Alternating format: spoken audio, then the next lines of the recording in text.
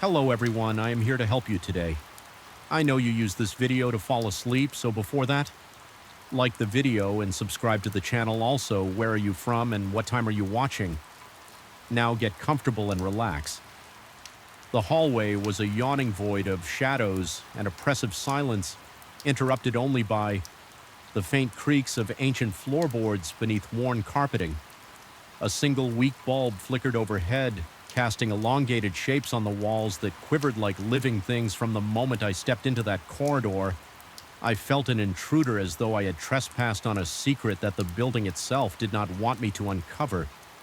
My chest tightened at the very air, heavy with neglect and old dust.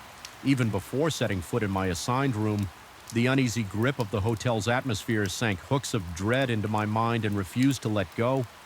I had arrived late in the evening for a work trip, my itinerary too cramped to allow me the luxury of a modern hotel closer to the city center. The front desk clerk, with eyes that drifted to the floor more often than they met my own, handed me a tarnished brass key and mentioned in a low tone that I was free to explore the lounge, should I wish. He murmured some half-hearted apology about the building's antiquated facilities. His exact words barely registered because I was too caught up studying in the peeling wallpaper, its floral pattern discolored by what looked like decades of dampness. My stomach churned with a faint sense of unease. I tried to shrug off. After all, I just needed a place to sleep. My room was up 2 flights of creaking stairs. The banister felt sticky under my palm, as though 100 hands over 100 years had left their invisible residue on the wood. A mild smell clung to the air, and the only source of illumination in the corridor was a solitary light fixture, flickering erratically as if uncertain whether to remain lit or plunge everything into darkness. My door number 305 opened with a groan that resonated in the silence. Inside the room was as old-fashioned as expected: a single bed with a carved headboard, a small nightstand with a lamp that cast a feeble glow, and heavy drapes that blocked what little moonlight might have filtered through the radiator. By the wall clicked quietly, spitting out lukewarm air. I set my suitcase down and exhaled, trying to ease the tension in my shoulders. As I turned to latch the door, I couldn't help noticing the nameplate on the neighboring room. It had been removed, leaving only 2 rusted screws protruding from the wood. I told myself it was just one more example of the hotel's age. Nothing more. My mind resisted any creeping thoughts about what might have happened to the original nameplate or why nobody had bothered to replace it. The first sign that something was off came just before midnight. I was lying in bed, the comforter too thin to shield me from the building's pervasive chill. Despite my exhaustion, sleep evaded me. The silence in the corridor had a peculiar quality. It felt alive, stretching and contracting like a held breath. Then I heard footsteps, soft and hesitant, as though someone were pacing back and forth, unsure of where to go or what they intended to do. My heart thumped against my ribcage. I tried to convince myself that maybe another guest was simply restless, or perhaps the old structure was just groaning with the wind. Curiosity got the better of me. I slid out of bed, feeling the rough fibers of the carpet under my bare feet. Each step I took toward the door heightened my anxiety. My pulse roared in my ears as I opened it, expecting to confront someone in the corridor, but there was nothing. Only the same weak overhead light quivering. The footsteps ceased. The instant I stepped out at the far end of the hallway, I could have sworn I saw a faint movement, a shifting of shadow, or a silhouette that vanished as soon as my eyes tried to focus, but that might have been my imagination. The emptiness of the corridor challenged me to prove otherwise. I closed my door softly, trying not to disturb whatever intangible presence might be lurking there. The second I turned around, I heard a slam. It came from the adjacent room, the one missing its nameplate. The sound jolted through me like an electric shock. My hands went cold, and I could hear my breathing raspy and shallow, as if my lungs were suddenly starved of oxygen. I inched closer to the wall that separated my room from the neighboring one, and felt a tremor of fear vibrate in my bones under the door. A narrow strip of yellow light flickered on and off, as if someone inside was pacing with a flashlight. The floor creaked, or maybe it was the bed frame or the radiator. Then came a sound that almost froze the blood in my veins, something akin to muffled cries, not quite screams, but certainly more than mere whispers. I pressed my ear to the wall, my skin prickling. It was a low moaning interspersed with what sounded like hurried movements, shuffling feet, a jolt of something heavy hitting the floor, and then an abrupt hush. My heart pounded so violently that I half expected it to burst through my ribcage. I had the insane urge to knock on the door to demand to know what was happening in there, but terror rooted me in place. I hesitated for what felt like an eternity before deciding to go to the front desk. By the time I reached the lobby, my breathing had steadied somewhat, but my nerves still buzzed. The clerk looked up at me with an expression that seemed more worried than surprised. I struggled to find the right words, stammering something about the room next to mine, and the noises I had heard. He responded in a cautious tone that the adjacent room had been vacant for months, explaining that no one was staying there. I felt my scalp tighten as if a cold finger was sliding across it. I tried to clarify, telling him I had heard a door slam and strange sounds. He said that he checked the records, but according to everything on file, I was alone on that floor. I returned to my room more confused than ever. My sense of reality wavered, leaving me to wonder if my overworked brain had conjured the entire episode. I tried to rationalize that old buildings can produce unsettling echoes. Pipes can clang, and the mind can interpret those noises in sinister ways when one is tired. Yet none of those rationalizations fully explain the flickering light or the distinct sound of a door slamming. Night stretched on relentlessly, and I drifted in and out of restless sleep. At times, I was convinced I heard someone knocking. Softly on the walls, my body broke out in a clammy sweat, and my eyes snapped open in the darkness, scouring the room for any movement. Each time I checked the corridor, the flickering overhead light seemed a little dimmer, and the far end of the hallway appeared more shrouded in shadow. At one point, I thought I saw the handle of the neighboring door jiggle, but I couldn't be certain if it was just a trick of the light. Fear settled in my gut, like lead tangling with my intestines. The next morning, daylight brought a fragile sense of safety, though the gloom of the corridor never really relented. I ate a quick breakfast in the hotel lounge. The place was virtually empty, and the same clerk from the previous night was absent. Instead, another staff member, older and seemingly more at ease, offered me a brief nod. I considered mentioning what I had heard, but I felt self-conscious. Perhaps it was better not to speak about it at all. My day was supposed to be filled with meetings, so I pushed the memory aside, hoping that a busy schedule would banish the hotel's lingering negativity from my mind at work. However, I found it impossible to concentrate my mind. Replayed those night sounds repeatedly. My coworkers must have noticed my distracted state, but I pretended to focus on the tasks at hand. During a break, I found myself studying my reflection in the bathroom mirror. I looked pale and drawn, with dark circles under my eyes that made me look older. A wave of restlessness prickled beneath my skin, as if I could not escape the uneasy presence of that corridor. Not even in broad daylight, miles away from the hotel. By the time I returned, in the late afternoon, the sun was already dipping toward the horizon, and the building's old windows reflected a cyan-orange light that gave the structure a haunted quality. That evening, I tried to make sense of the situation by exploring the hallway more thoroughly. I paced from one end to the other, observing how the floor sagged in places and how the wallpaper buckled and curled at the corners. A few doors down, I noticed a small alcove with a dusty mirror and a table that looked centuries old as my gaze passed over the reflective surface. I swore I glimpsed a shape behind me, tall and indistinct, but when I spun around, there was only emptiness. The pounding in my chest felt almost unbearable at that point, and goosebumps crawled along my arms. The unsettling feeling of being watched was suffocating. I rushed back to my room with my pulse hammering in my temples. Later, as I lay there in the oppressive silence, I braced myself for another round of unexplained sounds. Sure enough, at around midnight, the footsteps began again. They were more insistent this time, like someone pacing in agitation. My palms went clammy and my breath caught in my throat.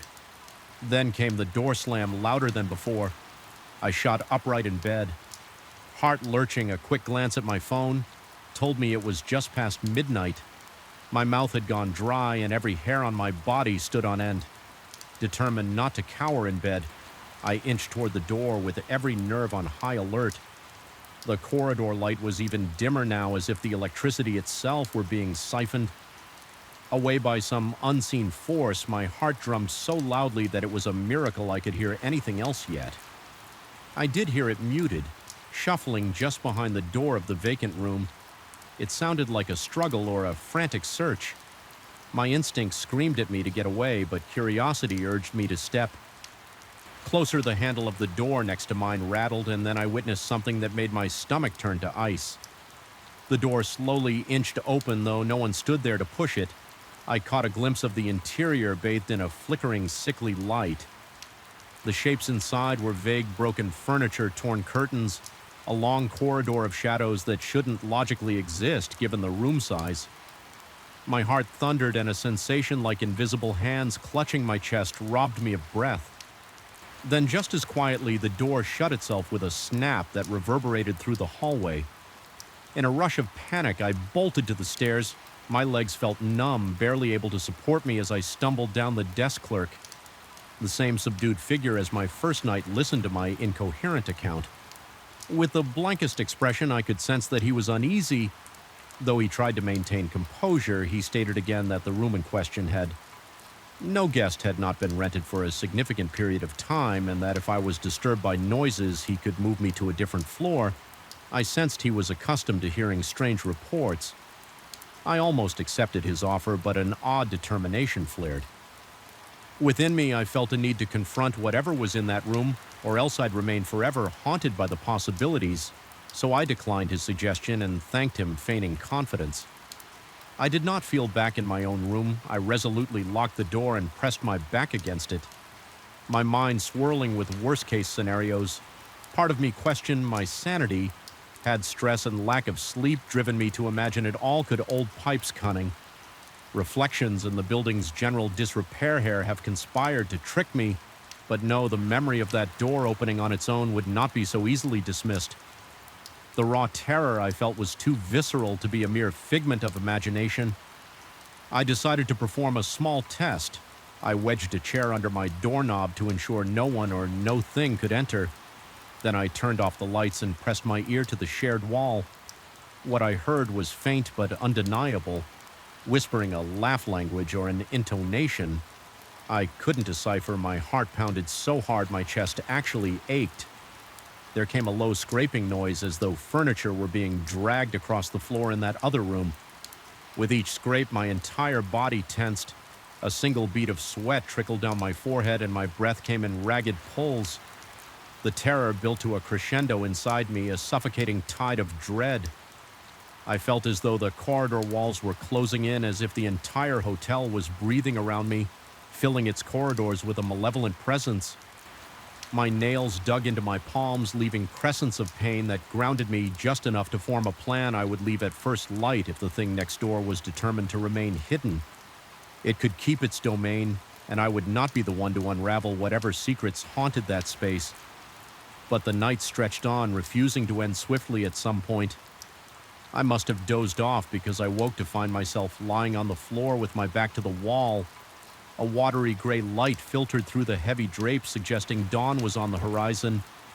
My limbs were stiff and my neck ached, yet a curious sense of calm washed over me as I realized I had survived another round of those unsettling events without even changing out of my wrinkled clothes.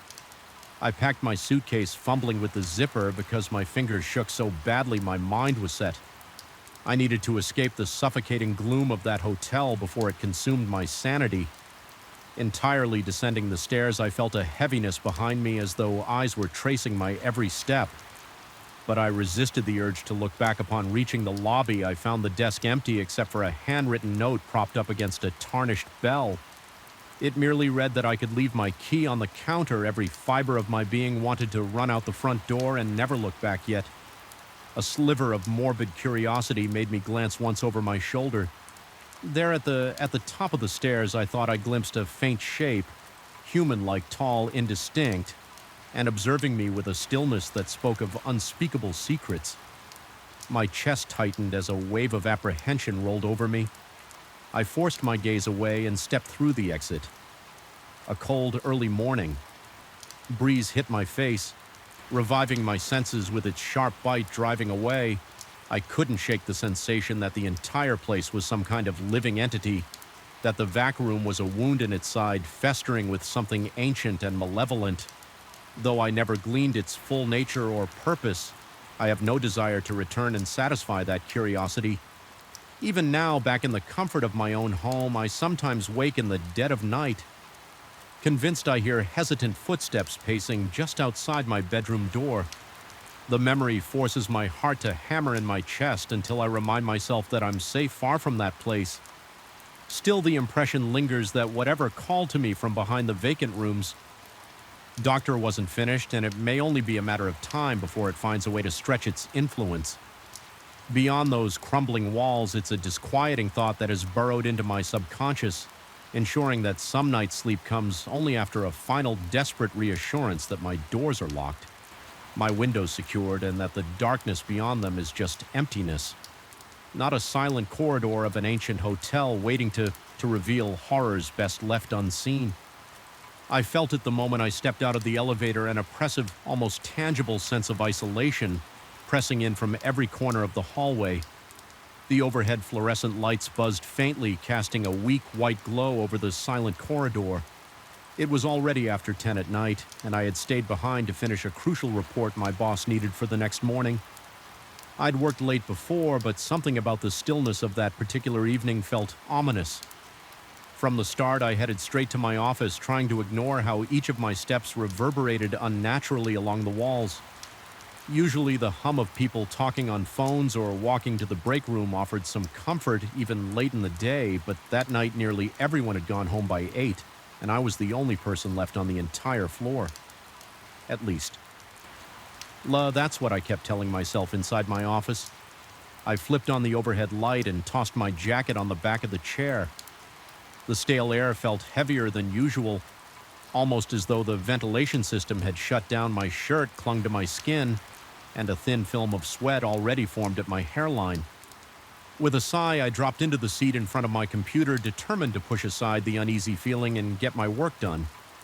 Minutes stretched on in silence, broken only by the soft clicking of my keyboard and the ticking of a wall clock that sounded unnaturally loud in the void. I tried to focus on the spreadsheet, but my thoughts wandered. Every so often, I found myself glancing at the open door, convinced I'd heard a rustle or a creak in the hallway. Each time I saw nothing but a strip of fluorescent light falling across the vacant corridor. My heart pounded a little harder every time I looked. It was as if my body was bracing for a sudden appearance, someone or something stepping into view. But each time I checked, I was alone. After about an hour of this strained concentration, I decided a cup of coffee might help settle my nerves. I told myself that caffeine would ground me, keep my mind alert, and maybe chase away the growing anxiety constricting my chest. I stood up, trying not to focus on how the silence made even the rustle of my pant leg seem unnaturally loud. My pulse felt heavier than usual, and I realized I was short of breath, as though I'd been running. Reaching the hallway, I was struck by a weird echo of my footsteps. The corridor stretched out with pale fluorescent lights reflecting off the highly polished floor, giving everything a sickly sheen. As I approached the large glass window near the break room, I caught my own distorted reflection. But then I noticed a second figure, some shape behind me, standing still as if it were staring straight into my back alarm. Shot through me in an instant, sending cold shock waves to my fingertips. My breath caught in my throat, and my heartbeat hammered violently in my ears. I whirled around, nearly stumbling, but the space behind me was empty. Just the same stretch of hallway I had walked down for a moment. I remained rooted to the spot, chest rising and falling in quick, shallow gasps. The corridor was unoccupied. The overhead lights illuminated plain walls without any shadows that might explain what I had seen. My scalp prickled, and the sweat at my temples felt cold, as if the building's air conditioning had suddenly blasted on. But I heard no roar from the vents, telling myself that maybe my eyes had played a trick in the reflection. I forced my legs to move toward the break room. The sensation that something or someone was observing me didn't fade. My every step felt like a performance for an audience, hidden just out of sight. The coffee machine was the only source of noise when I arrived. The mechanical hiss and gurgle as it brewed a fresh cup, I focused on that sound, trying to pretend I was just another late-night worker in an ordinary office scenario, but the hairs on the back of my neck refused to lie flat. My mouth felt parched tongue sticking to the roof, so I gulped water from the faucet while the coffee finished when the machine beeped. I took the hot cup and made my way back to my office. I tried to calm myself by mentally recapping deadlines and tasks for the rest of the week. It didn't help. Every so often a sudden hush descended, an emptiness that settled over the place like a shroud. A single repeated thought kept coming to mind. I was not alone, no matter how much I told myself otherwise. Back at my desk, I resumed my work. My fingers trembled slightly as I typed, and my concentration was broken by the slightest shift in lighting.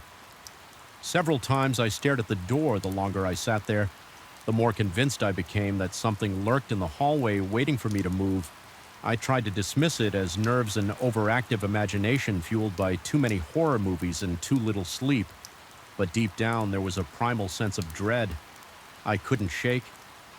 Eventually, I decided that maybe some music might keep my mind from wandering. I put on my headphones, found a familiar instrumental playlist, and turned the volume low enough so that I could still pick up on any external noise. The gentle melody did help. At first, I lost myself in the monotony of data entry. My heart rate slowed and the tightness in my chest began to ease.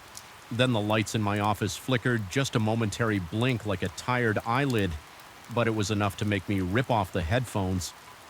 My gaze jumped to the fluorescent tubes overhead, watching as they settled back into a steady hum. I remained frozen for a good 30 seconds. Listening, the building responded with a kind of low mechanical groan, a sound that drifted through the ventilation ducts like a distant moan. I realized I was gripping the edge of my desk with white, knuckled intensity, letting out a shaky breath. I tried to laugh off the flicker as a normal electrical glitch, but as if on cue, the lights pulsed again, sending a brief strobe effect through the room. In those fractions of a second, I thought I saw movement in the corridor, a silhouette passing by the door. My heart that in my chest and my entire body tensed without conscious thought. I got up and crept toward the doorway. My breath was shallow and quick, each inhale feeling like a gulp of stale air. I peered out into the corridor, half expecting to see a shape lurking by the wall. There was nothing. The quiet felt denser than ever, pressing in on me, filling my ears with an uncomfortable ring. I returned to my desk, forcing myself to keep working. My mind churned with possible explanations. Maybe it was the security guard from downstairs doing a round, but the security guard usually announced himself with a friendly knock or at least the jingle of keys. Then I wondered if a colleague had stayed late without telling me, though that seemed unlikely. Time crawled by and my report was nearly finished. The combination of tension and the chill from the air conditioning, if it was even on, left me shivering intermittently. The coffee, now lukewarm, hadn't done much good. My palms were sweaty, leaving faint smudges on my mouse. I felt sure I heard muffled steps outside the office, but every time I stopped typing to listen, the noise vanished. Eventually, I decided to do a final walk around the floor, half hoping I'd find someone else, half terrified that I would. I left my office light on and ventured down the corridor. The echo of my shoes reverberated against stark white walls. I glanced at the reflective glass as I passed, unable to resist checking it. For that figure again, I saw only my reflection, pale, dark-circled eyes, a tired expression. I exhaled in relief, then I noticed something else behind me. In the reflection, one of the doors down the hall looked slightly ajar when I turned to face it. Though the door was completely closed, a chill crawled up my spine. The kind of sensation that makes every hair on your body stand on end. I swallowed hard, my throat suddenly dry. I walked over to that door just to confirm it was locked, or at least shut. Indeed, it was sealed tight. The placard on it indicated an unused storage room, one I'd never really bothered to explore. I put a hand on the knob. It felt cool, almost unnaturally. So against my warm, clammy palm, I tried to turn it, expecting to find it locked, but it gave way with a loud click. Darkness greeted me on the other side. My chest constricted as a surge of adrenaline coursed through me. I fumbled for a light switch, eventually flipping on a single bulb that buzzed to life, illuminating rows of metal shelves packed with old office supplies. The air inside was stagnant, smelling faintly of dust and cardboard. At a glance, it appeared deserted, just a neglected storeroom, yet I couldn't shake the feeling that moments before I had caught a glimpse of something else standing in that doorway. My heart pounded so hard I thought I might throw up. I stepped into the room, telling myself I needed to confirm nothing was there. The single light cast harsh shadows against the shelving. My eyes darted from one angle to the next. The hum of the bulb was loud, a continuous droning that set my teeth on edge. I felt a sudden wave of nausea as though the entire space were pressing in on me. The corners of my vision seemed to shimmer. My mind raced with the question, was I losing it? After a few moments of tense silence, I backed out of the room, flicked the light off, and shut the door. I made sure it locked this time, tugging the handle to confirm it was secure. My hand trembled with each pull, feeling an odd sense of dread. I forced myself away and headed back to my office, determined to gather my things and leave. I couldn't justify staying there any longer, not with my nerves fraying at the edges. As I made my way down the corridor again, I heard a sudden scrape on the floor, a faint dragging sound that made my blood run cold. I stopped in my tracks. The sound ceased. My body was in flight or fight mode. My lungs burned with each breath, and my heart pounded so hard it felt like it might punch a hole through my chest.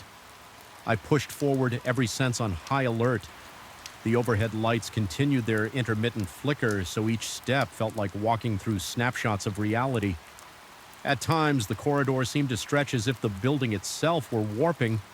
I fought the urge to break into a run, knowing that if I started running, I might not be able to stop. I just wanted to reach my office, grab my briefcase, and get out. When I got there, something was off. The door was ajar, even though I remembered leaving it open wide. My stomach knotted as I peered inside. The overhead fluorescent lights were off, and the only illumination came from the computer monitor. The screen displayed my unfinished spreadsheet, but the rows and columns were glitching, flashing random numbers. My chair sat at an angle as if it had been spun around. I stood at the doorway, paralyzed by indecision. Then I heard a faint whisper like a distant breeze passing through a crack. It could have been the ventilation, except it carried the unmistakable cadence of a voice. The blood drained from my face, and I felt rivulets of sweat roll down my temples. My eyes darted around the dim office, searching for an explanation. My breathing was loud in my own ears, ragged and shallow. For a moment, I questioned whether I was physically safe. Was it a stranger who had wandered in, or something I couldn't understand? A primal instinct roared in my mind, telling me to get away from that office, but my bag and keys were inside, and I refused to leave them behind. Summoning courage from the pit of my stomach, I stepped into the darkness, heart drumming like a warning. My hand groped along the wall until I found the light switch. I pressed it, and the fluorescent lamp above clicked and flickered to life. The room looked as it always did, except for my computer screen, which still glitched with random symbols. Then in the reflection of the monitor, I saw the silhouette again standing directly behind me. The color drained from my vision, my lungs seized. I whipped around, a strangled gasp escaping my lips. Nothing was there. I backed up against my desk, knocking some papers to the floor.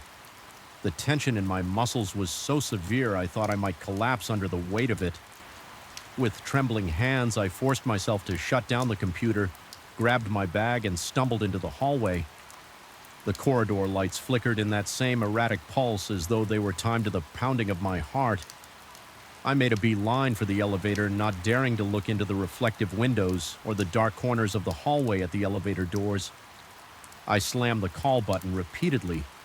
The wait felt interminable. Each second stretched on as I struggled to keep my composure.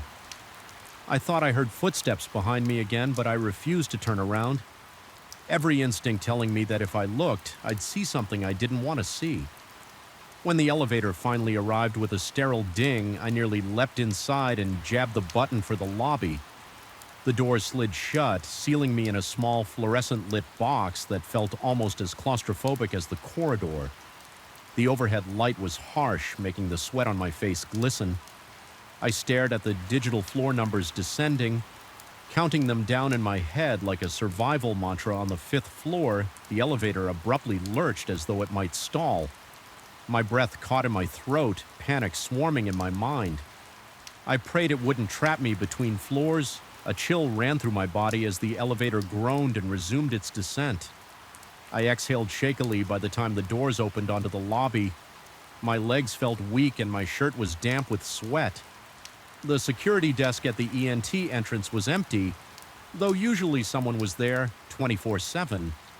My boss had earlier sent a text about the guard stepping away for a short break, so I rationalized it was normal, yet the emptiness echoed with menace. I crossed the lobby as quickly as I could without breaking into a sprint. The automatic doors slid open to a mercifully quiet street bathed in the low glow of street lamps. Outside, the cold night air slapped me in the face and I gulped it down. Trying to calm the tremors in my body, I hurried to my car, fumbling with my keys. My hands shook uncontrollably and each breath burned my throat.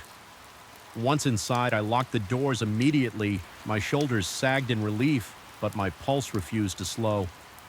I stared at the looming shape of the office building in the rearview mirror. It stood tall and dark, with only a few lights on each floor, indicating some lingering electrical presence. For a split second, I thought I saw a silhouette in one of the windows, perhaps on my floor, watching me with unwavering intensity. A sick dread churned in my stomach, and I tore my gaze away. Starting the engine as I drove home, my mind churned with questions and fears, replaying every flicker of movement, every suspicious sound. Was it all just exhaustion and an overactive imagination?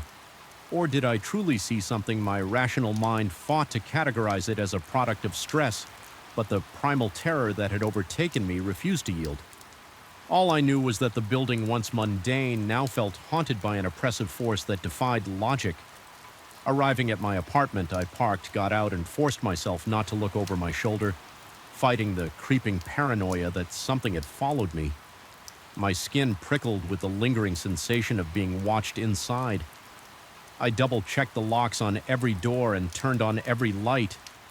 A cold sweat dripped down the back of my neck as I tried to steady my ragged breathing. I could still feel the adrenaline pulsing through my veins, my muscles twitching with residual panic. I tried to distract myself by flipping on the TV, but the chatter from the screen only reminded me of how alone I felt. My reflection stared back at me from the dark window behind the couch, and for a split second I imagined seeing that silhouette again. Hovering close, my chest tightened until I forced myself to blink, reminding myself I was safely at home. Yet no matter how much I reasoned that it was all in my head, the fear lingered, an aftertaste of dread that refused to go away. Even as I settled into bed hours later, every creak of the apartment building set my pulse racing. I kept the light on in the hallway, unable to face complete darkness that night. Sleep came only in fits, broken by nightmares of silent corridors and reflections that moved independently since then. I've questioned my own sanity more than once. I've tried to reassure myself that the late hour, the flickering lights, and the silent hallways concocted the perfect brew of psychological terror. But whenever the memory surfaces, my heartbeat quickens, and a cold, nauseating wave of fear grips me. Part of me knows there was something in that office building that night, some presence I can't identify or rationalize away, and even though I escape the memory of it, clings to me, whispering in the back of my mind that the boundary between what's real and what's imagined isn't nearly as solid as I once believed. I still work at the same company, though I've made it a point never to stay past 7 whenever I find myself near that reflective window after dusk. I can't help but avert my eyes, terrified of what I might see behind me. And some nights when I'm alone at my desk, I swear I feel a prickling gaze boring into the back of my neck. A voice in my mind begs me to turn around, but I refuse, gripped by the certainty that if I look, that figure will be waiting silent and motionless, just as it was in the reflection, daring me to confront a terror that defies any explanation I can bear to live with. I arrived at the old cabin just before dusk on a Monday, and the sky was already painted in eerie shades of purple and gray. The wind led through the towering pines surrounding the property, creating an unsettling chorus that never seemed to stop. Even stepping out of my car felt strangely oppressive, as though the night itself watched me. Something about that expanse of silent trees and the single flickering porch light made me question my decision to seek solitude.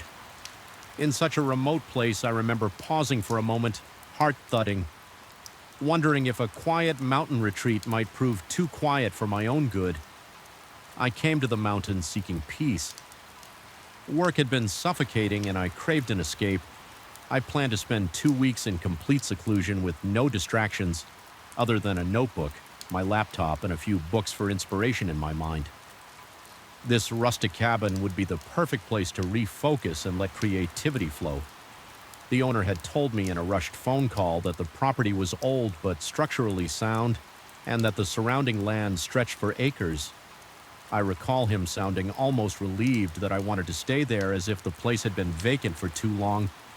He recommended I arrive before nightfall because the narrow dirt roads became treacherous in the dark, but I almost wanted that sense of danger. I'd lost my creative spark months ago, and I hoped that a brush with the unknown might reignite it. The interior of the cabin was modest: bare wooden floors, faded wallpaper, a single bedroom, a small kitchen, and a living area with a stone fireplace. The furniture looked worn, each piece sagging from age or neglect. Despite the musty smell, I could appreciate the old-world charm. I found a small desk in the corner of the living area, perfectly placed near a window that overlooked a stretch of pine trees. It felt right, a quiet place to set up my things and let ideas spill onto the page. If only the atmosphere had remained tranquil on the first night. Everything seemed normal, at least by the standards of an old wooden house. In the woods, the floorboards creaked whenever I shifted my weight.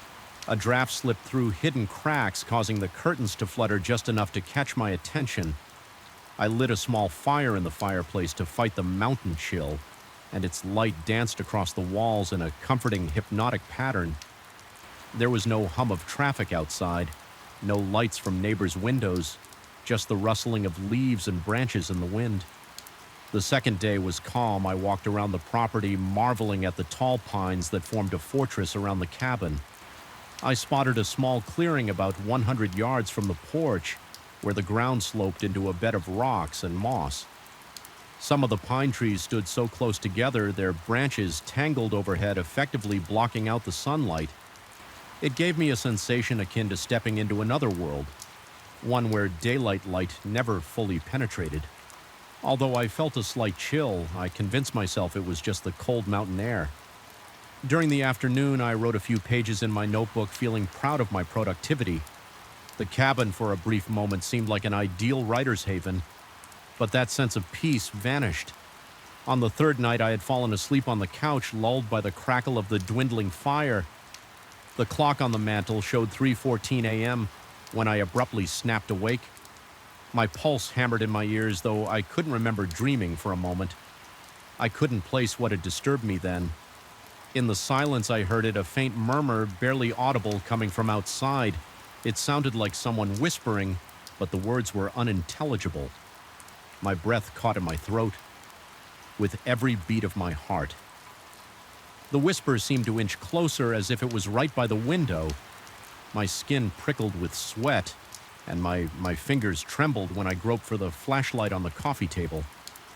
I forced myself to the window, not daring to turn on any lights inside for fear of making myself visible.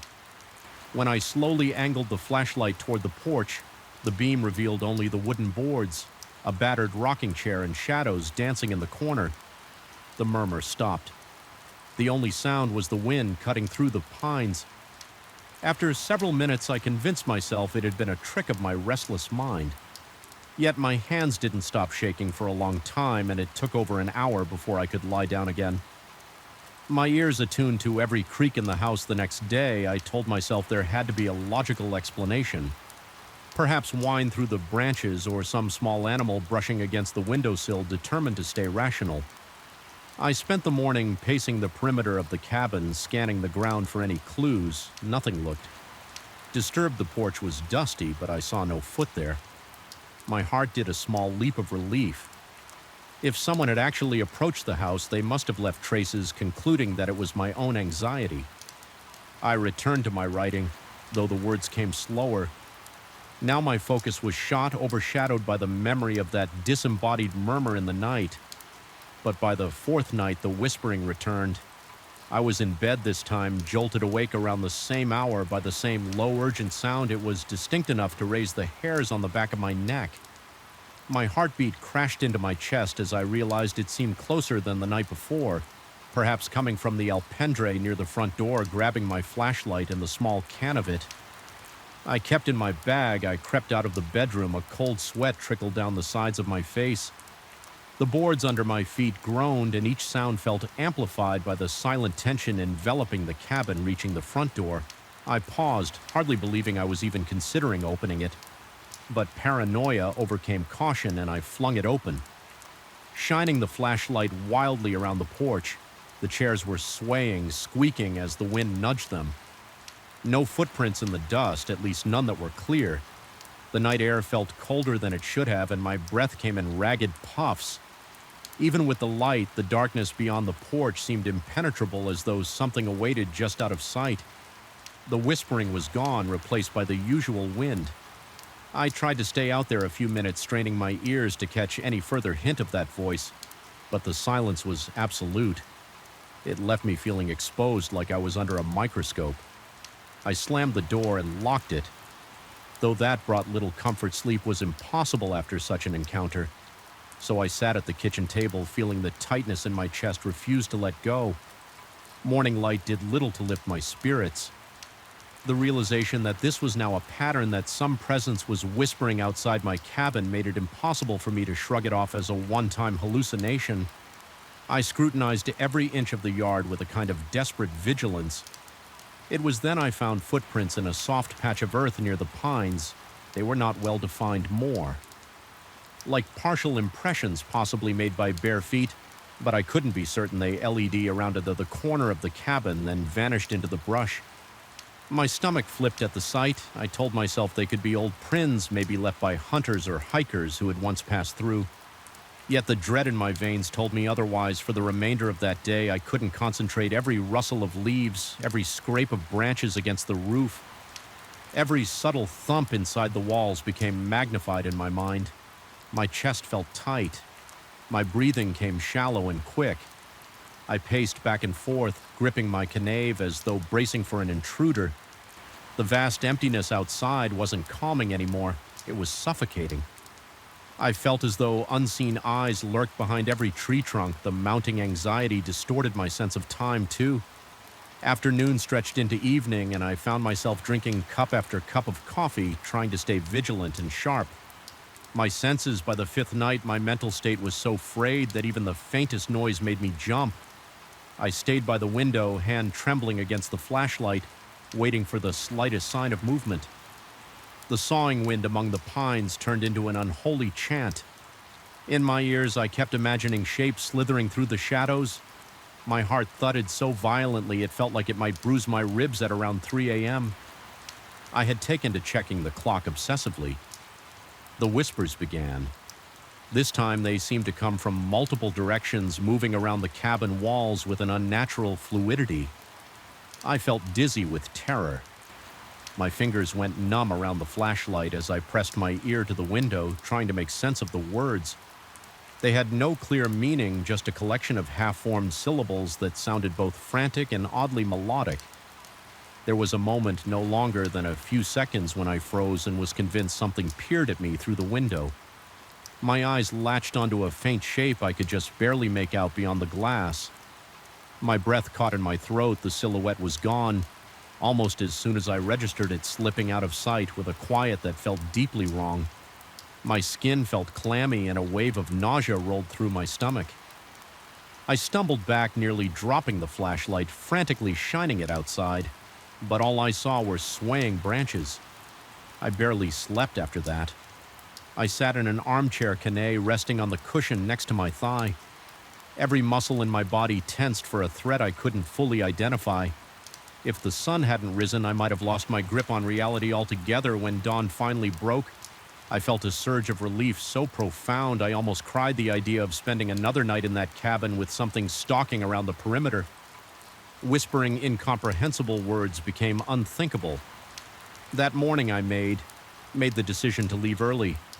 The original plan was to stay 2 full weeks, but my nerves were too shaken. I couldn't focus on work, and any creative spark I might have gained was drowned out by raw terror. Packing my belongings was a hurried affair. I stuffed clothes and notebooks into my suitcase without care. My heart thrummed steadily, adrenaline surging with the sense of an impending deadline. I kept glancing over my shoulder, sure that if I looked away too long, I would see a face pressed against the window or a silhouette flitting across the porch. As I loaded the car, I cast one final look at the property. The pines swayed ominously, their tops scraping the sky like claws. The cabin stood quiet and unassuming, bathed in daylight, looking nothing like the menacing place it had been at night. My heart pounded with a mix of relief and dread. In some twisted way, I had the fleeting impression that the cabin knew I was leaving, that whatever resided there was sorry to see me go. The mere thought sent a shiver down my spine. My hands were cold as ice, and beads of sweat dotted my forehead. Despite the crisp morning air driving away, I tried to rationalize the events. Could it have been the wind combined with an overactive imagination? Was my mind playing tricks on me due to isolation and lack of sleep? A part of me desperately wanted to believe that. But the memory of those footprints, that silhouette, and those maddening whispers clung to me. The sensation that I was being watched didn't abate until I was miles down the winding road, passing a sign that marked the edge of the property. Even then, I half expected to glimpse movement in my rearview mirror. The owner later asked in an email if everything had been okay. Stating that I had left earlier than expected, I responded in the vaguest terms, mentioning only that I had personal matters to attend to, but thanked him for the cabin rental. I couldn't bring myself to describe what I had heard or felt. Part of me knew he wouldn't understand, or worse, maybe he would understand all too well. And I didn't want confirmation of something I was struggling to label as a product of my own fear. Weeks have passed since I returned to my apartment. My nights even now are filled with anxious tossing and turning. Occasionally I jerk awake in the early hours of the morning, heart pounding in my ears, convinced that the same hushed murmurs float just beyond my window. My mind races back to that cabin, to the hush of the pines, to the footprints in the soil. I keep my Canavate on the nightstand, a foolish precaution in a city apartment, but it's the only thing that grants me a small sense of control. I've replayed those nights over and over, dissecting each detail, trying to find a logical thread that might explain it all. I continually come up short. The only conclusion I've drawn is that sometimes we invite ourselves into places that reject our presence, places that hold echoes of stories older and darker than any we could conjure.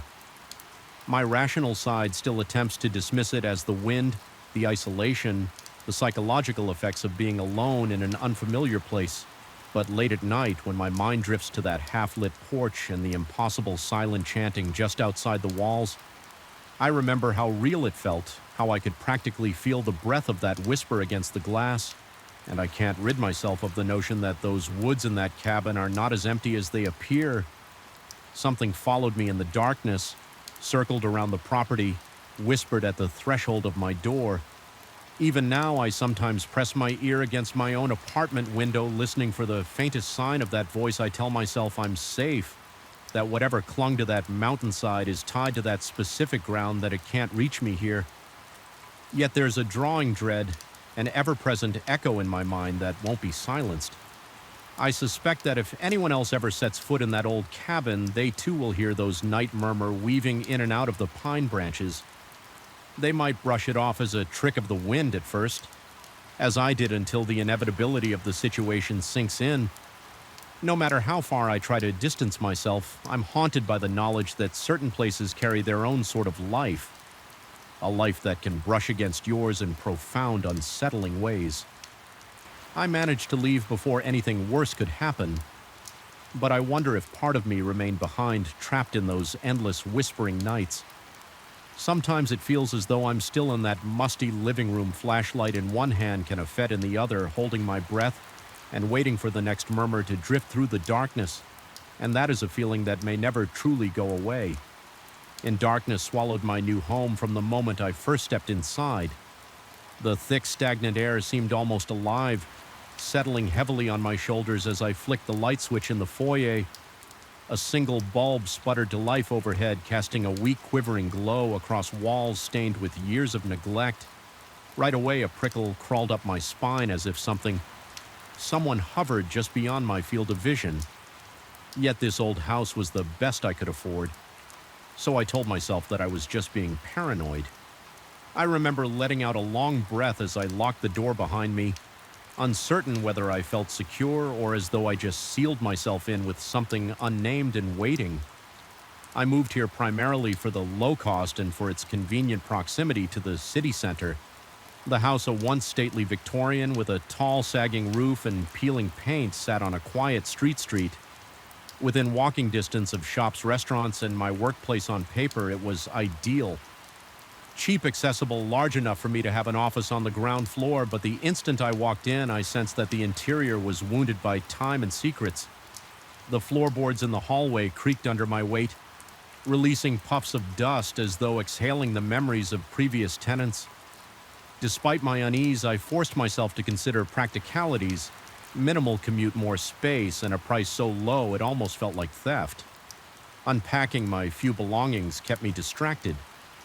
During the first 2 days, I was determined to make this place feel like home, so I scrubbed the surfaces, removed battered curtains that reeked of mothballs, and opened the windows to let in fresh air. Each room had its own peculiar odor, an earthy mix of mildew and stale perfume that no amount of cleaning seemed to erase. The house responded to my presence with deep groans at night, as if the wood and stone were shifting in protest. I tried not to dwell on those noises, rationalizing them as normal in any old structure. Then came the third night. I had fallen asleep around 10 o'clock, exhausted from rearranging furniture and dealing with a leaky faucet in the upstairs bathroom. Sometime after midnight, I was ripped from a dreamless slumber by the sound of a door slamming shut downstairs. My heart fluttered in my chest, jarring me awake so abruptly that my head spun. It wasn't a subtle noise. It resonated through the entire house, echoing up the staircase and rattling the frames on the walls. I thought perhaps I'd left a window open somewhere and a gust of wind had caught. A door, that's what I told myself as I got out of bed, ignoring the cold sweat that dotted my forehead as I slipped into my slippers. The silence thickened. There was no sign of wind, no whisper of an open window. The house was as still as a tomb. My mouth went dry and I had to force down a lump in my throat. Carefully, I opened my bedroom door, pausing when I noticed the hallways. Darkness seemed even denser than before. Every hair on my arm stood on end. The old boards groaned beneath my feet, each step echoing like a lament reaching the top of the stairs. I flicked the switch on the wall and a single overhead bulb cast a sickly glow, revealing the narrow staircase leading down. The wood looked damp, the steps worn, smoothed by decades of foot traffic descending slowly. I heard no further noises, but the tension in the air made it hard to breathe. The living room to my left stood still and gray in the gloom. I glanced toward the front door, still locked. The small window by the entry did not reveal any movement outside. I took a shaky breath, walking through the dining area and the kitchen at the back. Every door, including the one leading to the backyard, was locked from the inside with no sign of forced ENT entry. My heart pounded harder. Logic told me there was no one else inside.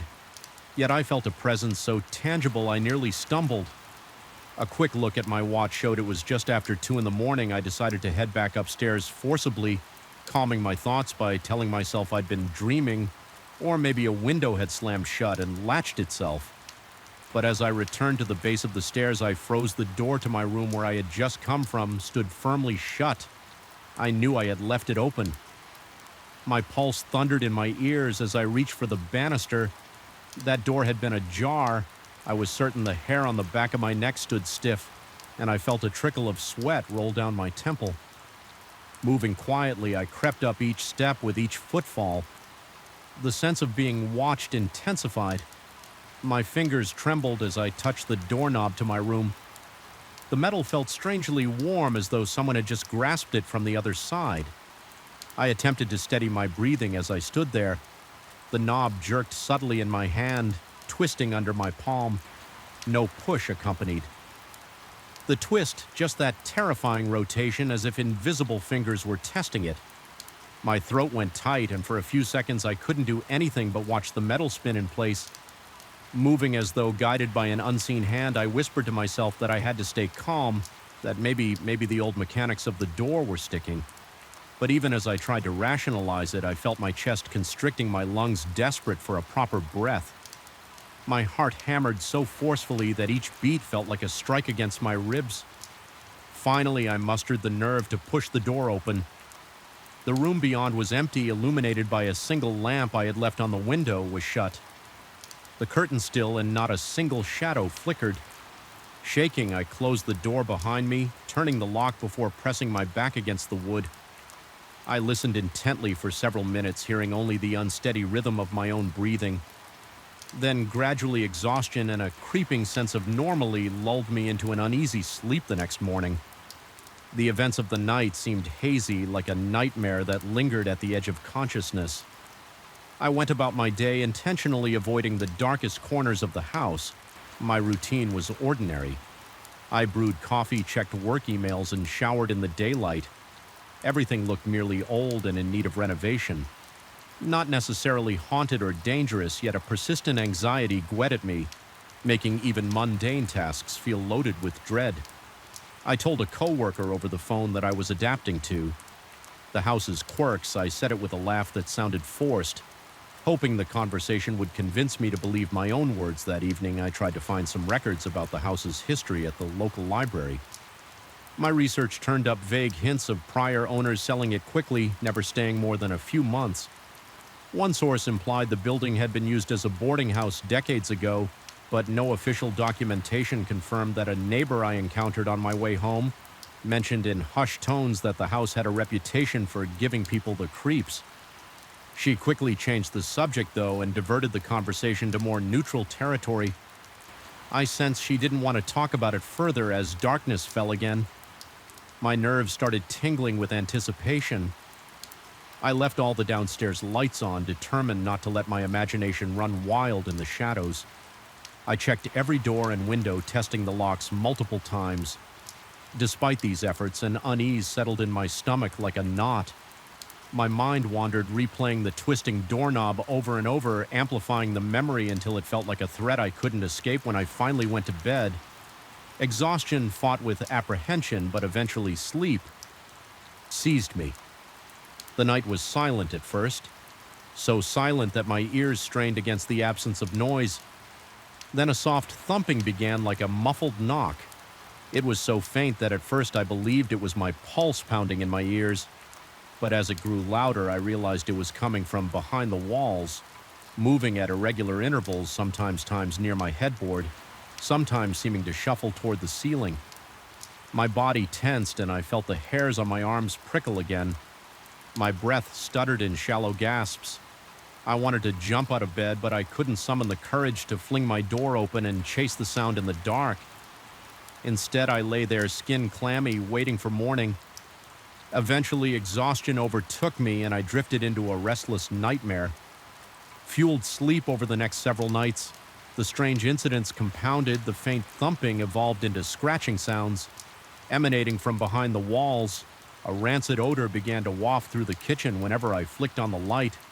Only to vanish moments later. A cold spot developed in the upstairs hallway directly in front of the door to a small linen closet.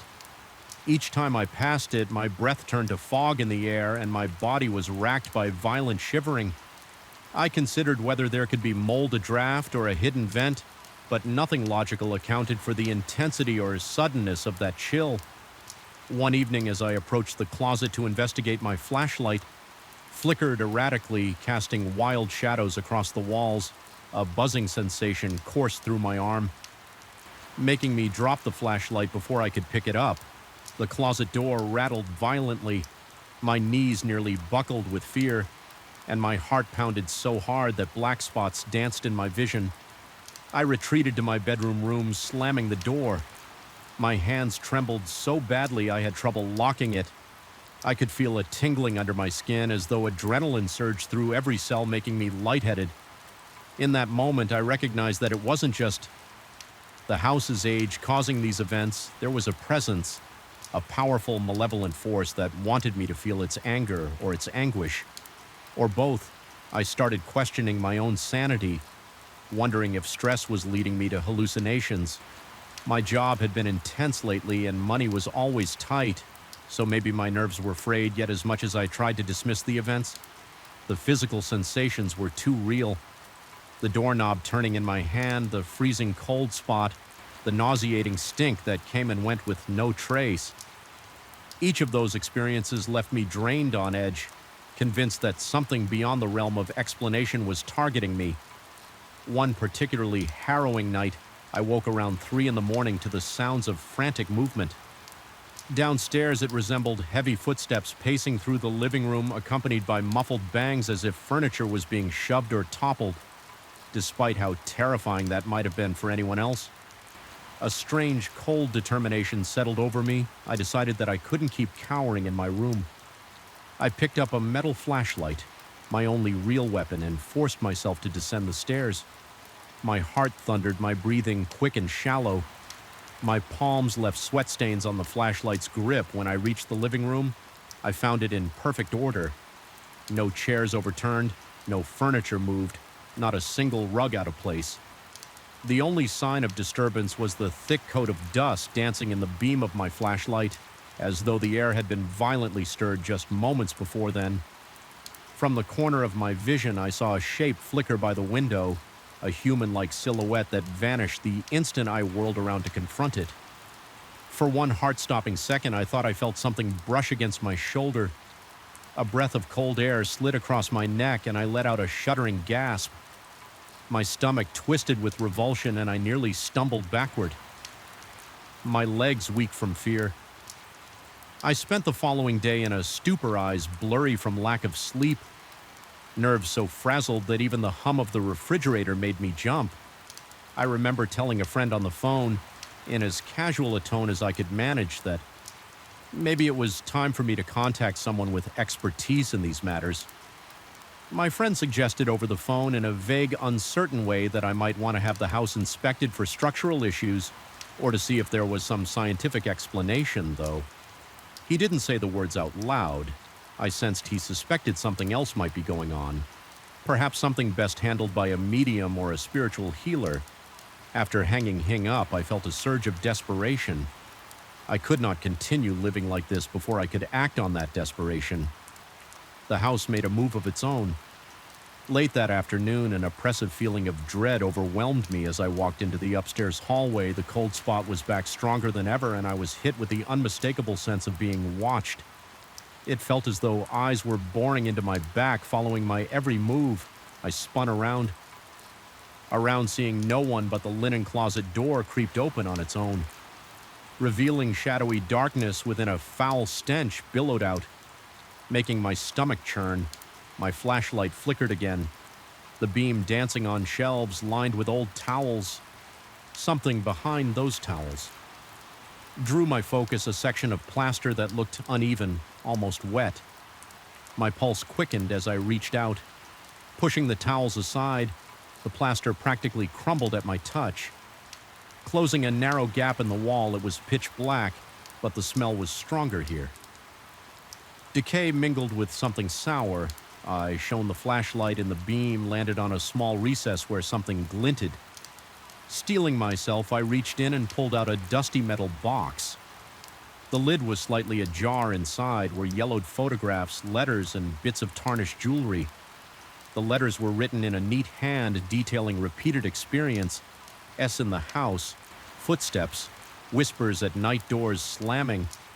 It was as though I was reading my own account, but from someone who had lived here decades before me.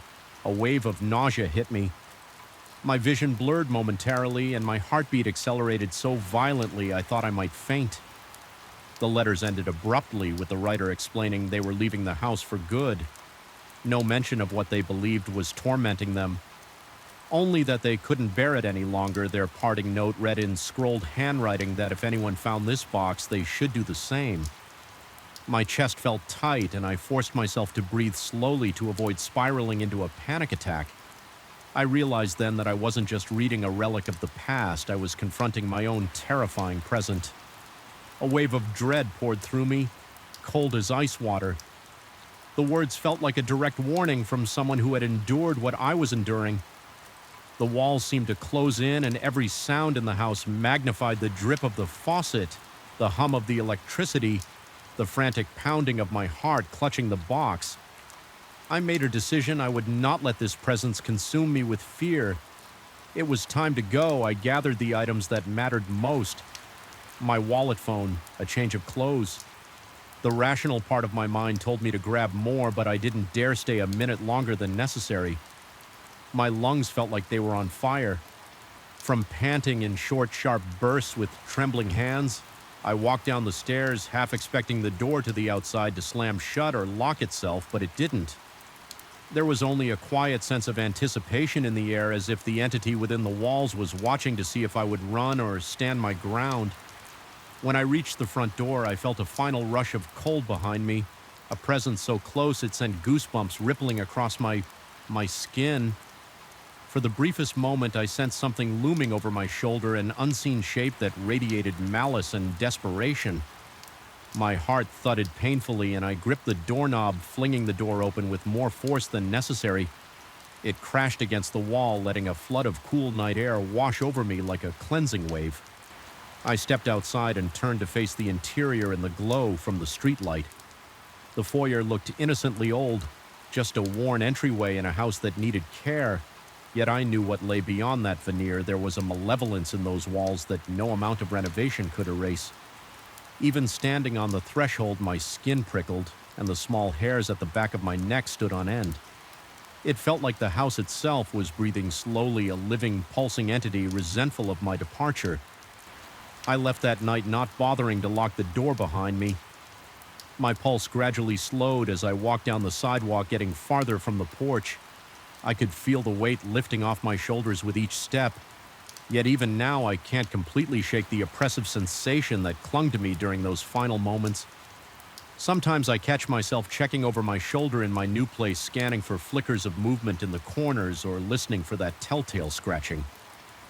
Behind the walls, a part of me fears that if I stop being vigilant, whatever lurked in that house will find me again, or that I might discover one day it never really let me go. I may have escaped physically unscathed, but my psyche bears the scars of what I experienced in that old Victorian, the claustrophobic darkness, the twisting doorknob in the middle of the night, and the silent, suffocating presence. Behind the walls remain lodged in my memory. I still can't explain what happened in that place, whether it was some restless spirit or just my overwrought mind. All I know is that when the house decided to make itself known, it did so in ways that defied rational thought and left me terrified to the core. Even now, recalling those nights makes my chest tighten. Fear rattles in my bones like an echo of the house's incessant haunting groans. Though I walked away, part of me stayed behind in that musty hallway where the air was perpetually stale and shadows moved of their own accord. I sometimes wake in a cold sweat, convinced I hear a door slamming somewhere far below my bedroom, followed by the slow, deliberate turn of a doorknob. And in those moments, I wonder if I'll ever truly be free from the memory of that place, or if it will forever remain a shadow at the corner of my vision, waiting for the day I let my guard down just enough to let it back in.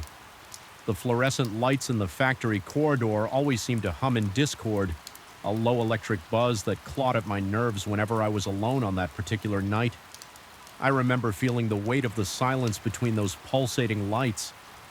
It was the kind of quiet that wasn't really quiet at all, more like a vacuum where every step reverberated off the high ceilings and distant walls.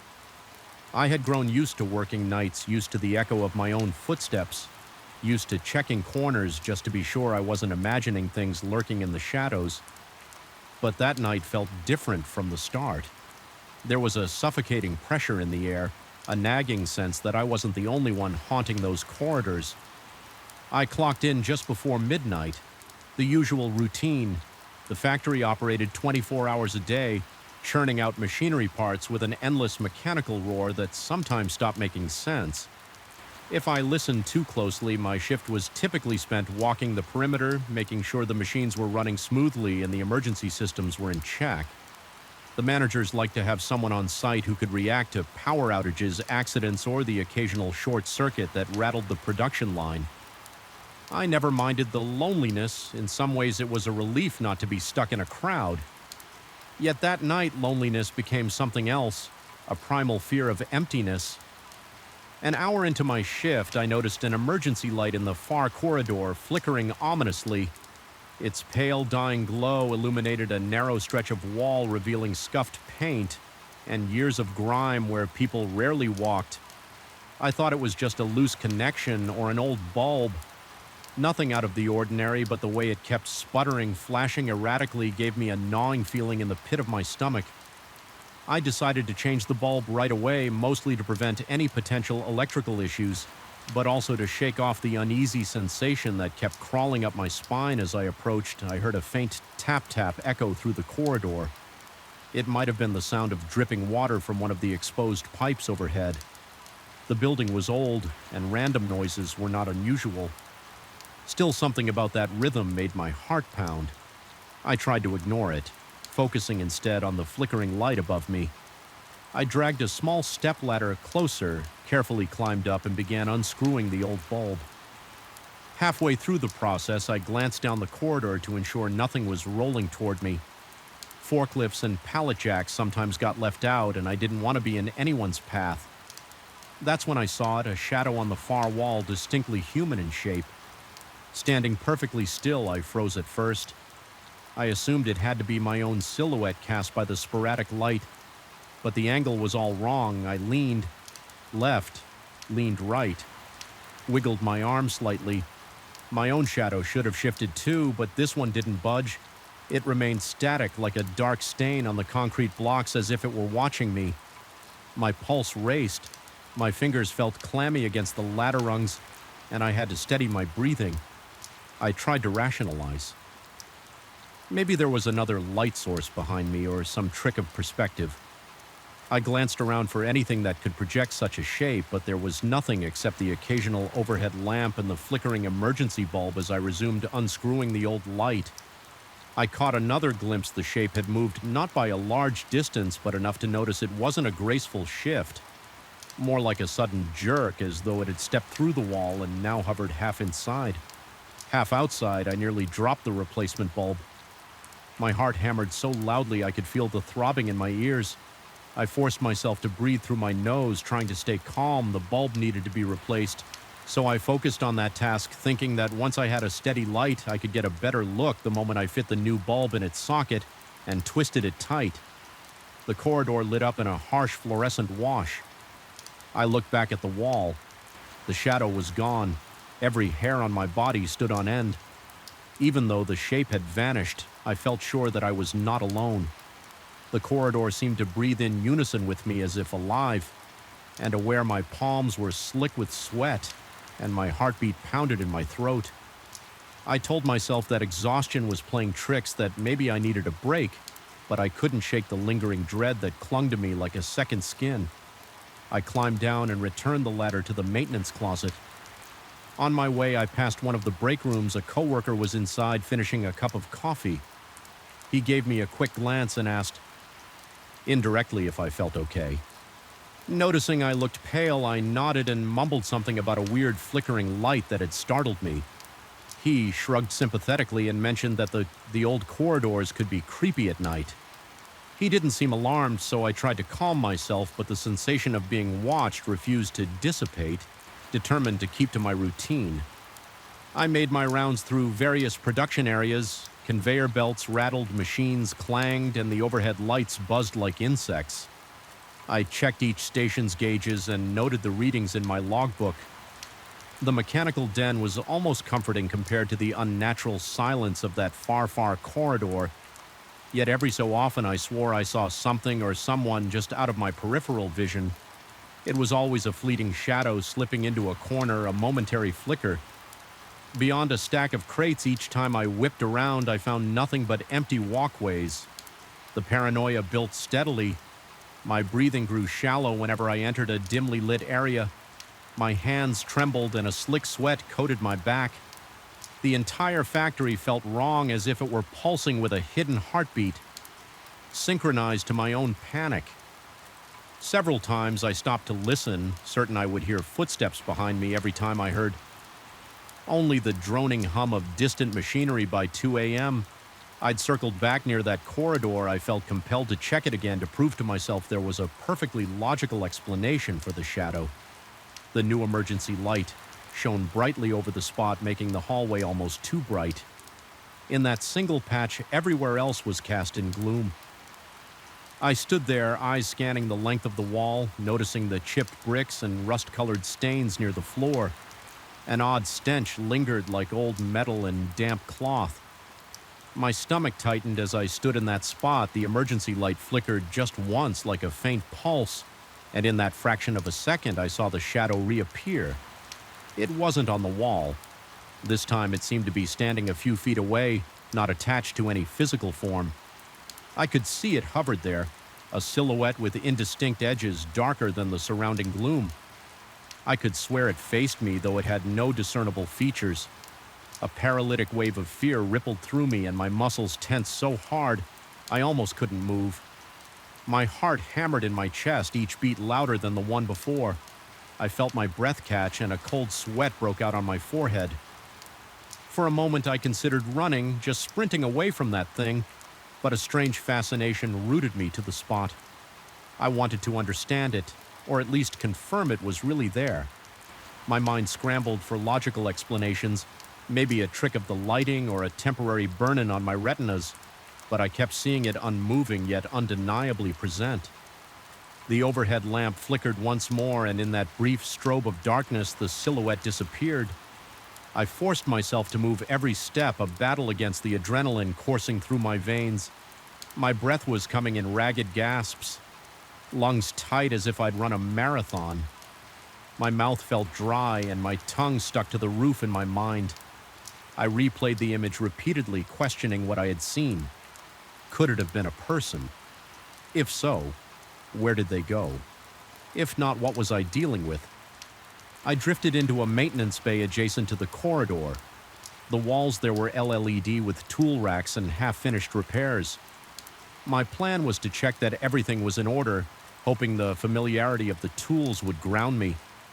The overhead lamp gave off a faint hum, but I heard another sound beneath it, a rhythmic dripping as if someone was tapping a metal pipe. Somewhere above my fingers tingled with the urge to turn on every light in the room to banish the gloom that slithered in the corners. I started to feel a slight pressure in my head, as though the air was thinning.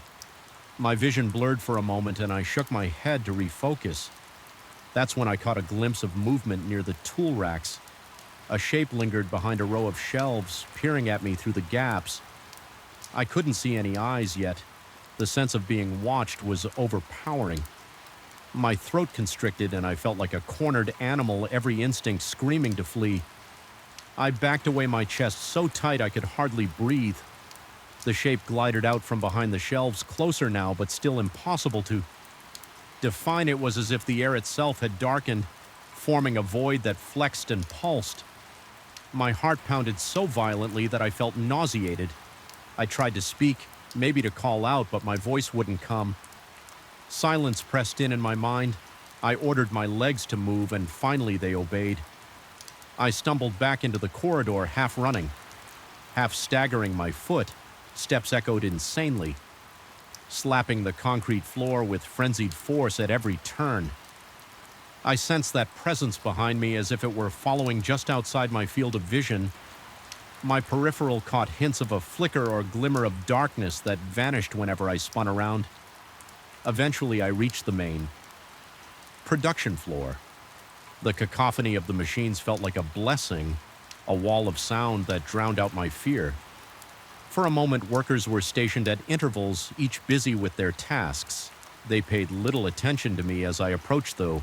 A few seemed concerned by my distraught expression.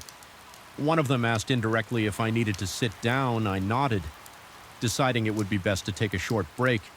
I found a secluded corner behind stacked pallets trying to steady my breathing. My clothes clung to my damp skin and my hands shook uncontrollably.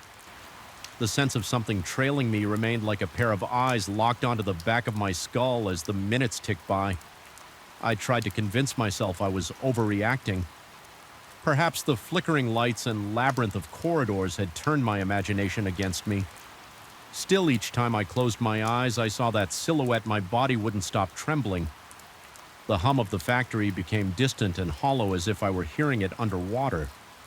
Finally, I decided I couldn't spend the rest of my shift cowering. I needed some form of closure, forcing my quivering legs to move. I headed back to that corridor one last time, determined to confront whatever was there.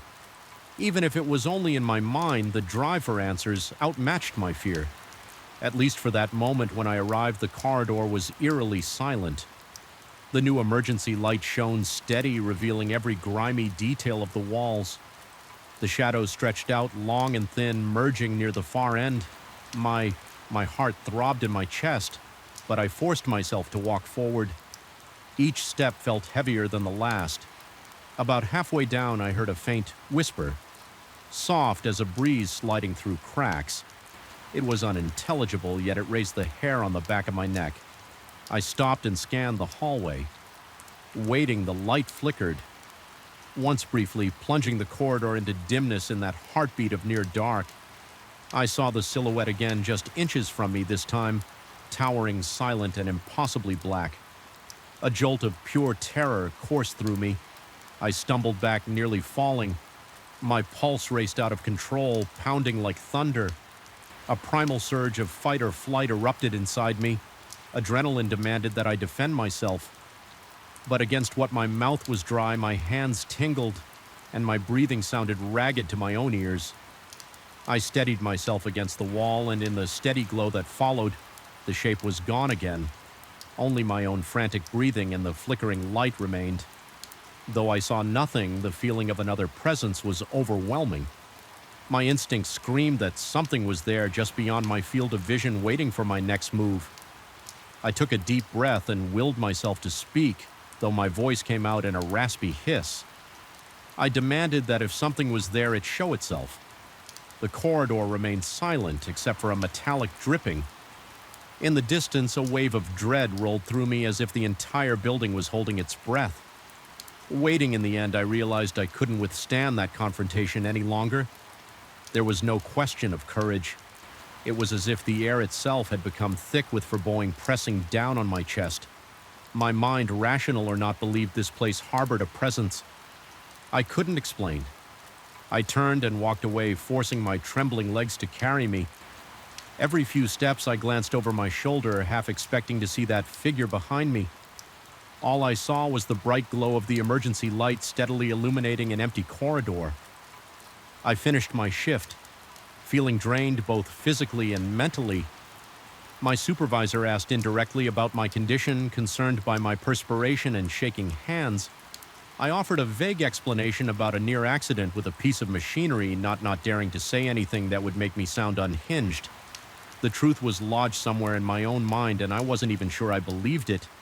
Still, I knew in my gut that whatever I had seen was real, at least real enough to haunt me now. Whenever I look back, I can still feel the prickling sensation at the base of my skull, as if that shadow still watches me from behind some invisible veil. I never spoke openly about it again. I continued my routine for the remainder of my time at the F factory, meticulously avoiding that corridor whenever possible. When avoidance wasn't an option, I moved through it as fast as I could, eyes forward, doing my best not to look at the walls. Yet even with my gaze locked ahead, I would still sense it. There a silent silhouette waiting in the periphery of my vision, challenging my sanity. It never attacked me, never touched me in any tangible way, but the quiet, oppressive aura it projected was enough to keep me on edge every moment I spent in that place. It became the ever-present menace in my mind, a question that gwed at my sanity. Was I truly seeing something supernatural, or had the long hours and the isolation chipped away at my perception of reality? To this day, I can't shake the feeling that it followed me. Sometimes I catch a shadow at the corner of my eye, in my own home or on a dimly lit street.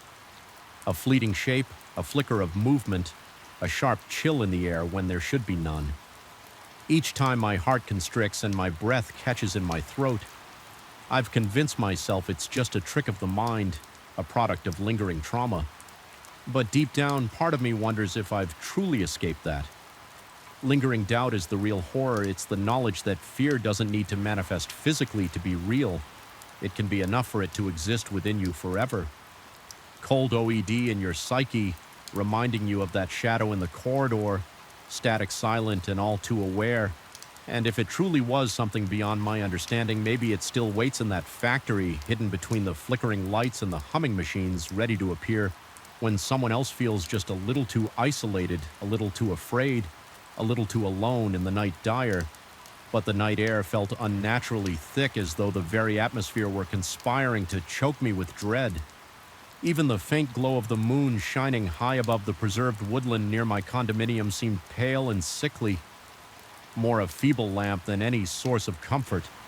Something about that stretch of trees always gave me pause, but lately I'd found myself returning home far later than usual. My shift at work running into long hours, and each time I approached the parking lot that bordered the woods, I sensed I wasn't alone. The jagged silhouette of trees loomed over me like silent sentinels, as though they stood guard against a secret I was never meant to uncover. My name is Victor. I'm an ordinary man who moved to this condo for a bit of peace and quiet. Initially, I was thrilled that my building backed onto a segment of untouched forest. There was something romantic, almost comforting in the idea of nature being just a few steps away. But recently, that comfort had twisted into a source of persistent unease. It started innocuously. I would park my car late at night, stepping out into the crisp evening air, and think. I saw movement between the trees, just a flicker like a shadow that darted out of sight. At first, I dismissed it as a trick of the eyes or the wind stirring the underbrush, but it didn't stop. There were nights when I swore I caught a glimpse of a figure leaning around a trunk, almost like someone was peering out, then ducking back in. As soon as I turned my head, rationality told me it was probably a night guard or maybe some trespasser. Lost in the darkness, still my skin would prickle and a chill would settle in my gut that lingered long after I'd reached the safety of my front door. One particular evening, I decided I'd had enough. My curiosity and a certain stubborn pride compelled me to investigate. I grabbed my flashlight from the trunk of my car and strode into the tree line, determined to prove to myself there was nothing to fear. The beam of light cut through the dimness, illuminating every gnarled root, every twisted fern, but no sign of a person. No footprints, no branches snapped in an obvious path. And yet as I stood there scanning the darkness, I heard a faint sigh. It was soft, almost imperceptible, but unmistakably human. My heart lurched and the hair on my arm stood on end. I whipped the flashlight around in a frantic arc, but all I saw were ancient trunks and thick clusters of leaves. After a minute of tense silence, I retreated, feeling both foolish and oddly shaken over the next week. My routine didn't change. I still arrived home late, still parked in the same spot, and every night I scanned the woods. Sometimes nothing happened, just the rustle of foliage in the breeze, the quiet hum of distant traffic. Other nights I swore I saw that same shape lurking in the gloom. On one occasion I spotted what looked like a pale arm sliding out from behind a tree, only to vanish as soon as I focused on it. My heart hammered against my chest and my throat went dry. I can't explain why I was so unnerved. It was only a glimpse, a fleeting movement. Yet there was something inherently wrong about it, as if I'd caught sight of a ghost. The rational side of my brain tried to reassure me that it could have been the trunks' bark or a trick of moonlight, but the image of that pale, impossibly thin arm refused to leave me. As days passed, my nerves began to fray.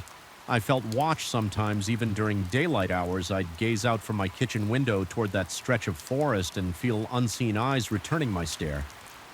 A neighbor once asked me if I was all right. Remarking that I looked pale, I brushed it off, claiming I was just tired, but that lingering sense of being observed weighed heavily on my mind. My sleep became restless. I'd wake up in the middle of the night, heart pounding for no discernible reason, convinced that something was standing outside my door or just beyond the window's thin curtain. Of course, there was never anyone there, just an empty hallway, an empty balcony.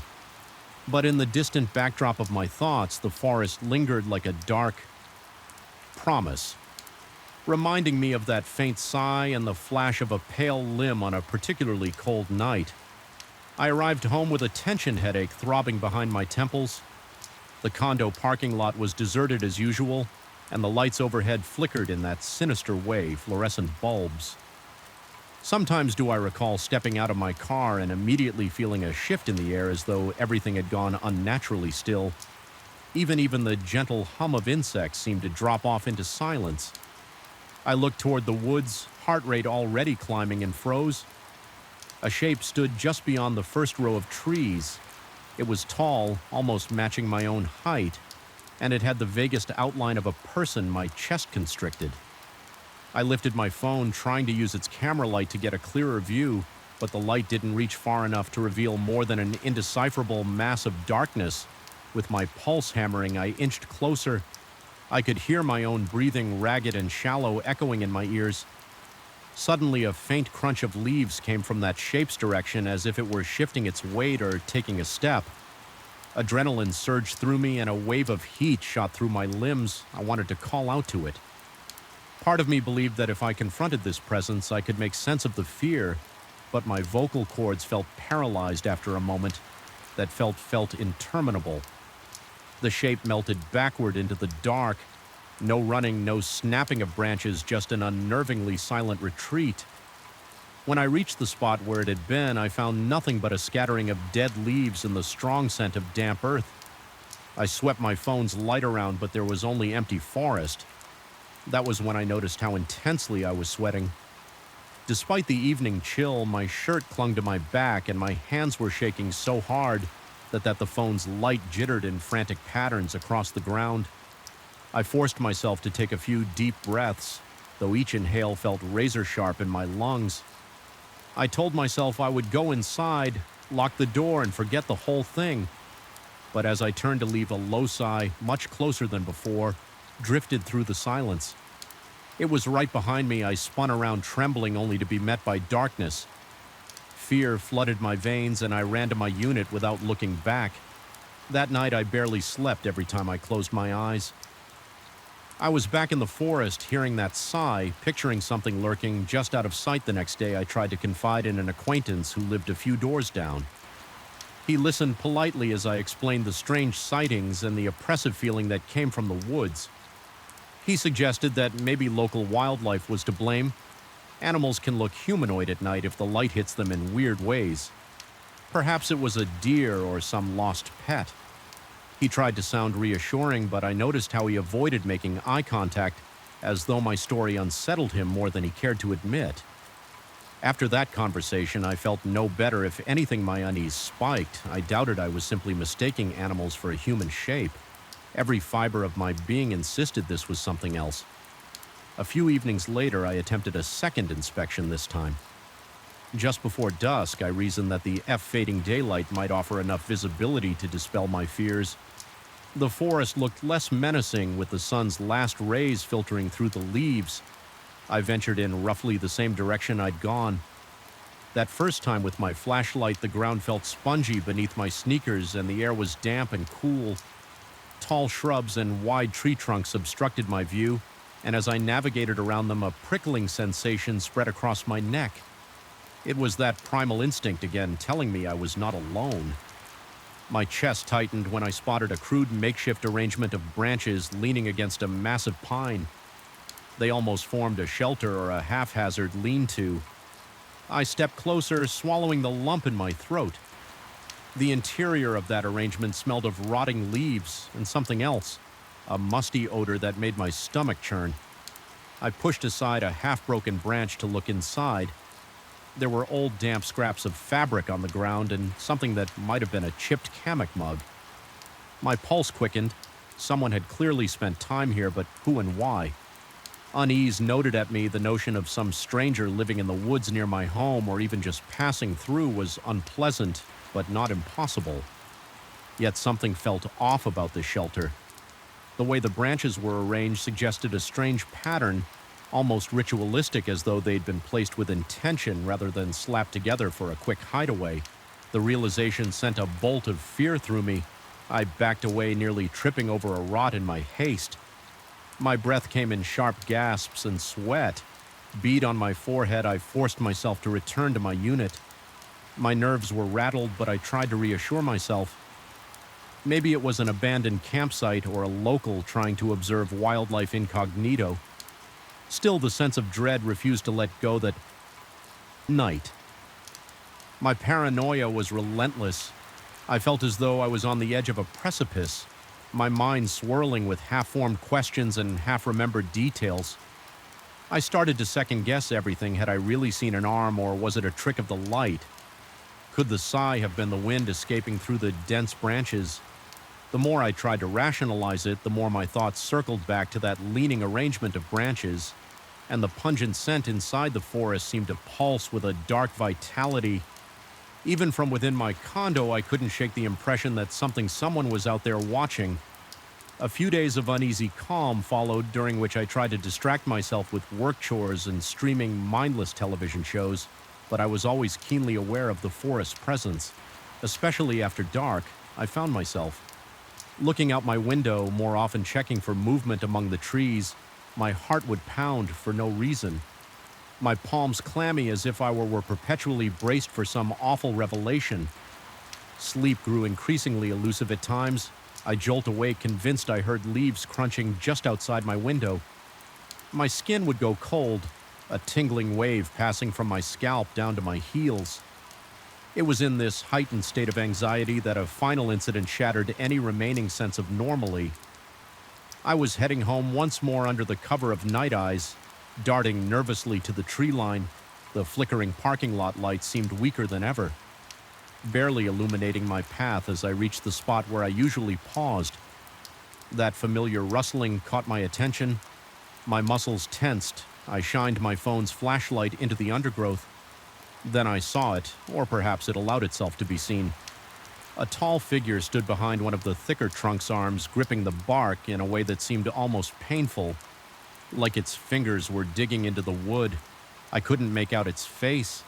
It was lost in the shadow cast by overhead branches, but I glimpsed enough of a silhouette to realize it was human, or very close to it. My heart pounded so violently I thought I might faint. My vision narrowed, and every breath felt like drawing in shards of ice. For a moment, the figure didn't move, as if it were content just to watch my reaction.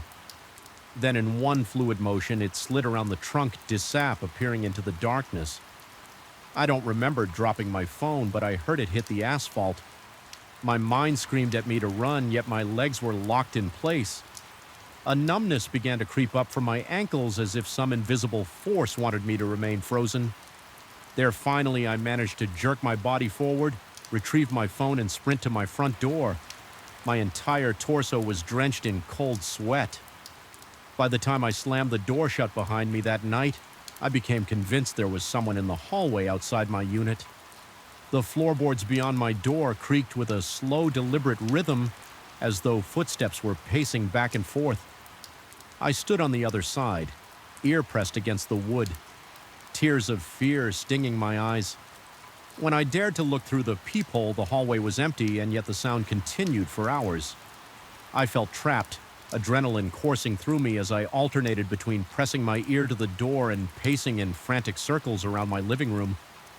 By the time dawn broke, the noises had stopped.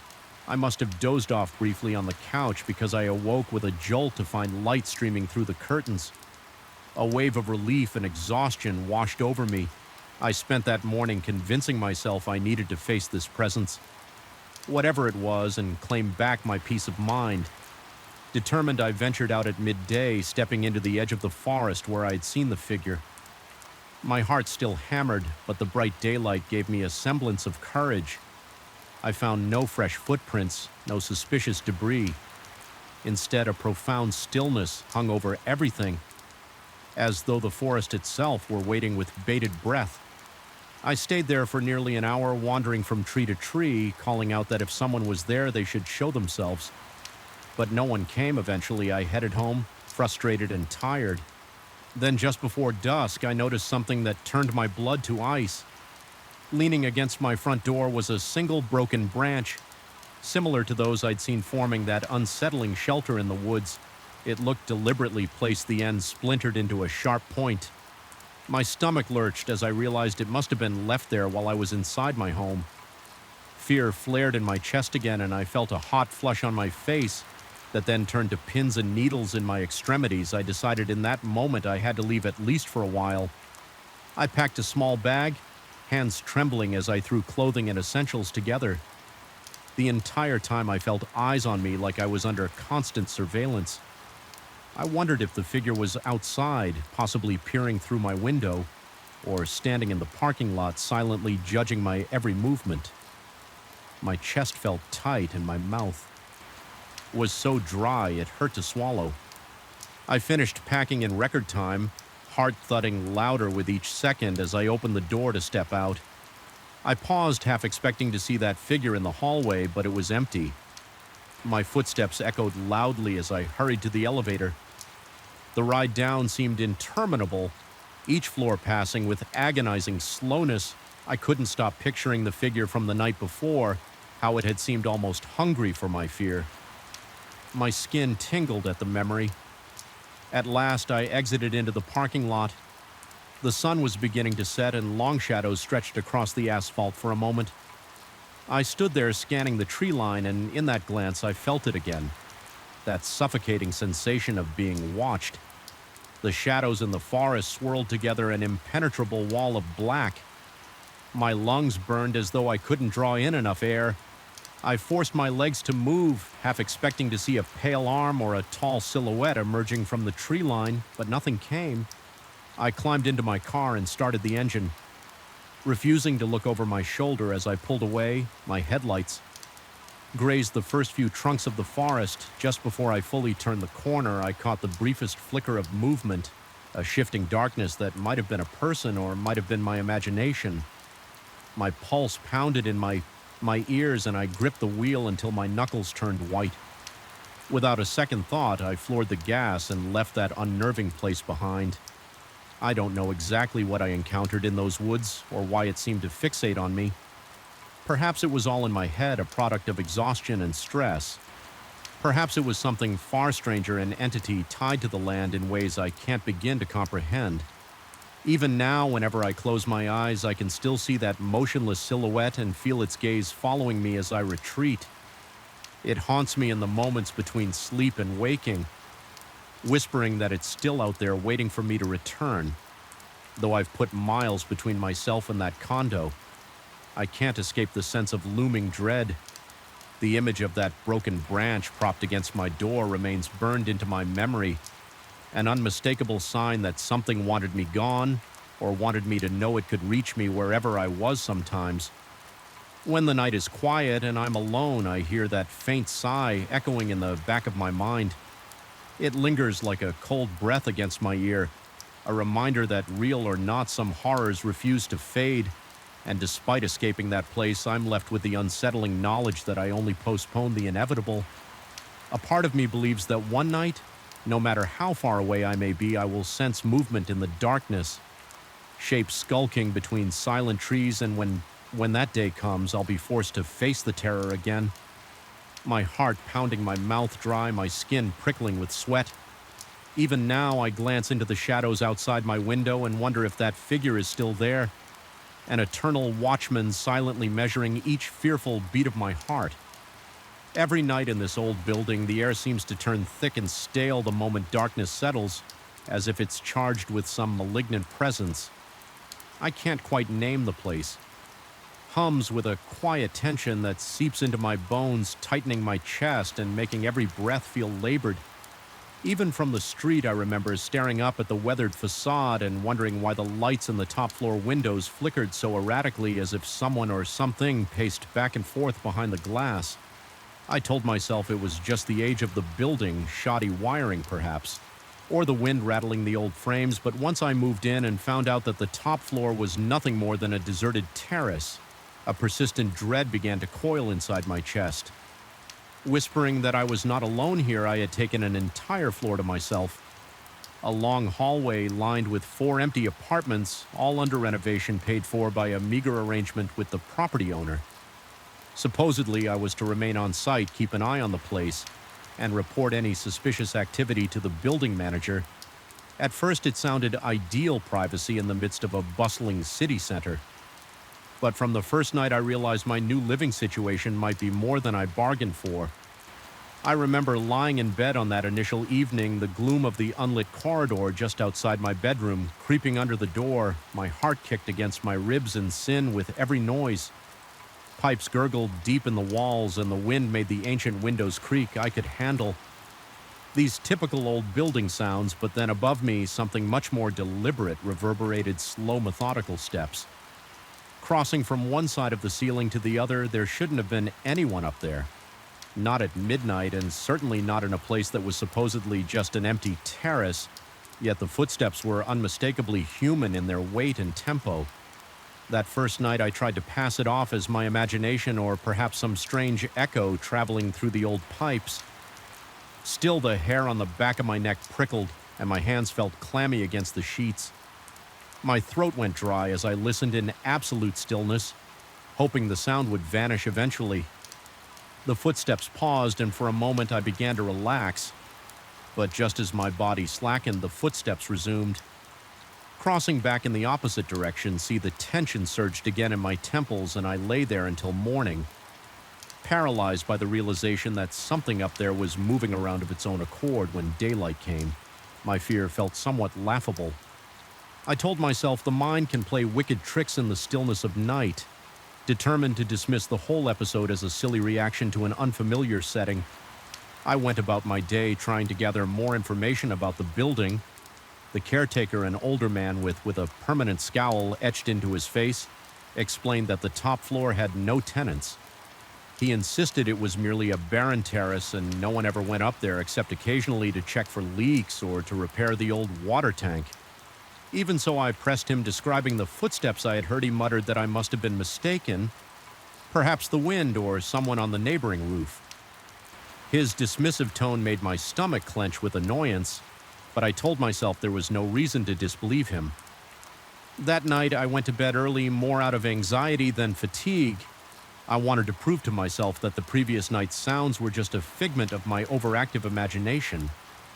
But the instant the lights went out, a heavy sense of foreboding settled in the pit of my stomach, as if the darkness itself had weight and presence. My heart rate spiked the moment I heard the first faint thud from above. Again, I tried to rationalize it, old beams, contracting metal supports shifting in. Then the soft thuds became distinctly human footsteps. They were slow yet purposeful, moving in a pattern that traced the length of my ceiling. My breathing turned ragged. I could feel my pulse pounding in my ears, each beat like a drum heralding something I couldn't see. My palms began to sweat, and I clutched my blanket so tightly that my knuckles went numb. I was too frightened to move. If the footsteps were indeed from a person, that meant somebody had lied. If they weren't from a person, then I had to consider something else entirely, something I was not prepared to face. In the following days, I found it increasingly difficult to focus on anything besides the uninvited company above. I tried investigating the building's history, searching for any mention of unexplained events or long-gone tenants, but records were sparse. The caretaker shrugged off my inquiries, reiterating only that the top floor was off-limits, and had been so for years. He offered no further details, and each time I mentioned the footsteps, his gaze drifted away, as if he feared that acknowledging my concerns would somehow make them real. I began feeling an unshakable presence throughout the day. Not just at night in the hallways, I often sensed a light shift in the air behind me as though someone was standing just over my shoulder.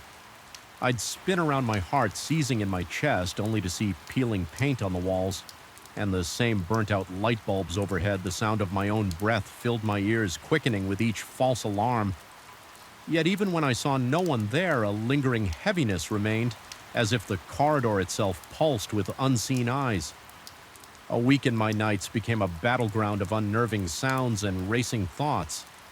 The footsteps continued above me. Sometimes for hours, if I tried to ignore them, they only grew louder, more insistent at times. Resembling frantic pacing, my heart would pound violently. Sometimes I'd clasp my hand over my mouth, trying to steady my breathing as though not to alert whatever was there that I was listening. My exhaustion grew so severe I found myself drifting off to sleep at random times during the day, only to be jarred awake by the echo of those footsteps in my mind.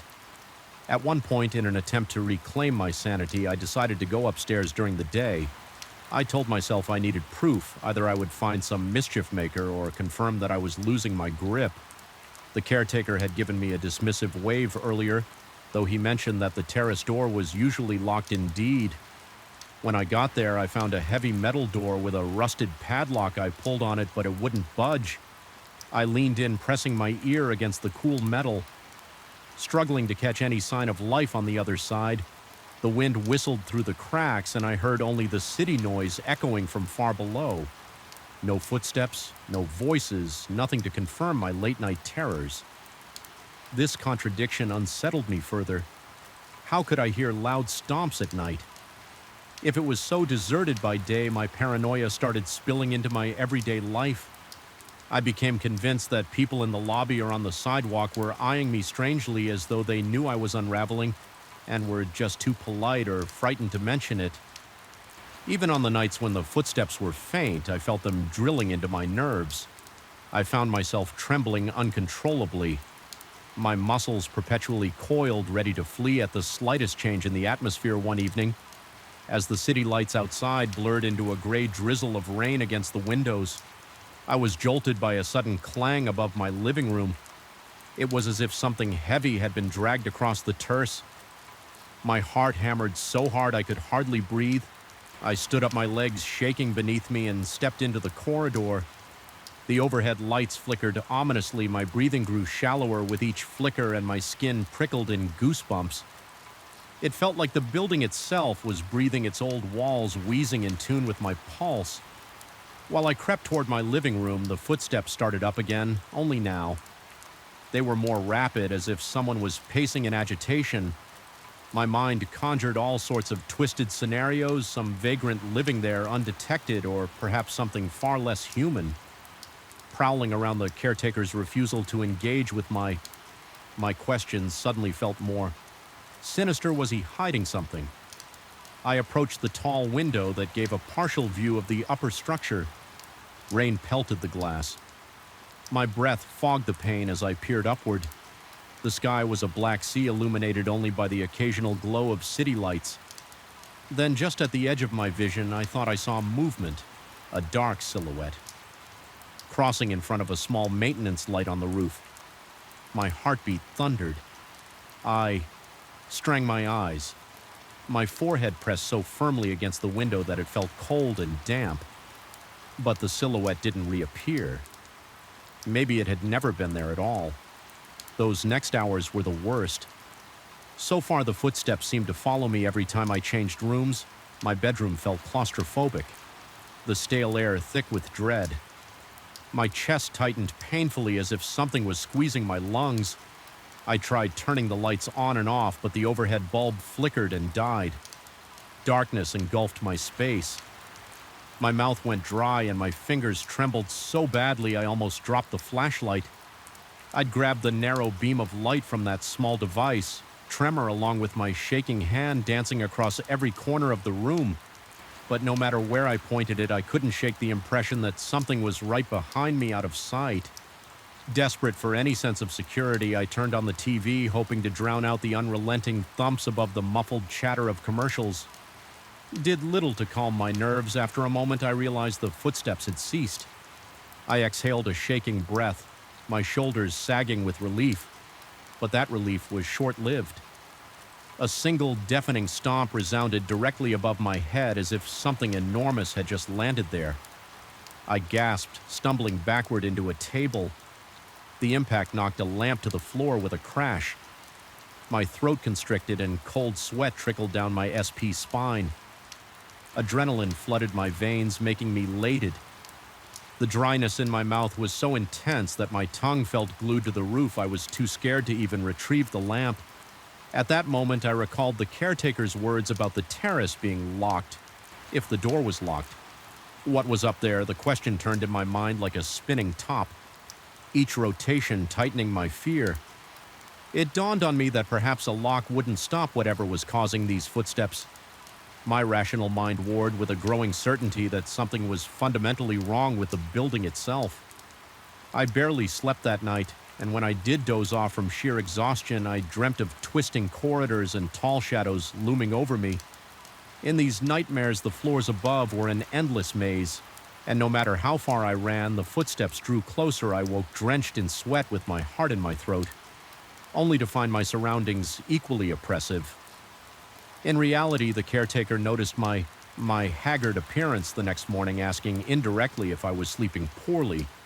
He suggested that old buildings can sometimes amplify everyday city noises. I told him I wasn't convinced the footsteps were too real. He responded that I should perhaps keep my windows closed or play some music to drown out the wind. My teeth clenched in frustration. I knew he was avoiding the truth that evening. Exhausted and nearly at my breaking point, I resolved to confront whatever was upstairs. Head and I waited until midnight, listening as the footsteps started their usual pattern. I could feel the blood pounding in my ears while I mustered the courage to go back to the terrace door with a set of tools I'd borrowed from the maintenance closet. I reasoned that if I could just open the lock, I'd uncover the truth, even if it scared me senseless. I climbed the final flight of stairs, every step an echo that seemed to mock me. My flashlight shook in my hand, illuminating the chipped paint of the stairwell. When I reached the terrace door, I fumbled with the lock for what felt like ages. My palms were slick with sweat and the tools slipped in my grip. Eventually, the lock clicked. My stomach flipped as I realized I was about to face whatever had been haunting me. I pulled the heavy door open. A gust of cold night air rushed in, carrying the scent of wet concrete and something else, an earthy, musty odor that reminded me of old basements and decaying spaces.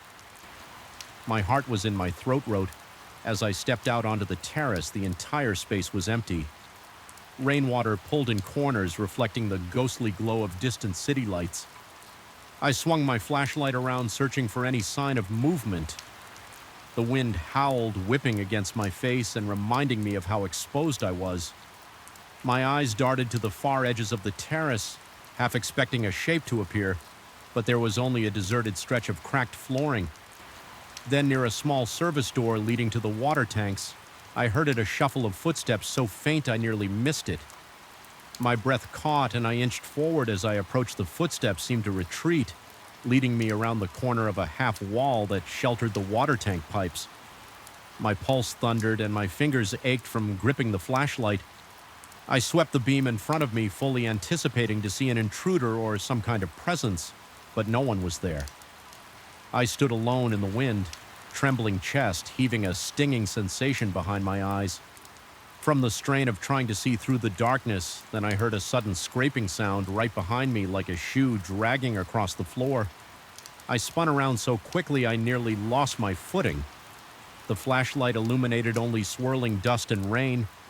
There was nothing, no figure, no sign of life. Yet the air felt charged, crackling with a silent malevolence. My heart hammered so wildly that it hurt. I didn't know what else to do except flee. I turned and sprinted back to the door, each footstep echoing on the drenched concrete. My lungs burned by the time I reached the stairwell, and I yanked the door shut behind me, fumbling with the broken lock. I darted down the stairs, not caring about the noise the building's corridors felt. Narrower than ever. Walls closing in on me as I stumbled back into my apartment. In that moment, I realized with horrifying clarity that the footsteps might not belong to any living person at all. Something unseen roamed that empty terrace. Unbound by locked doors and rational explanations, I sank onto my couch, struggling to breathe. Every muscle in my body quivered. A part of me wanted to pack up my things and never look back. Another part, driven by a strange fascination, wanted to stay. There was a morbid curiosity about what lurked above a burning need to understand, to prove I wasn't insane. When dawn broke, I made my decision. I could no longer keep watch in this place, especially if it meant slowly losing my mind before the sun was fully up. I began gathering my belongings.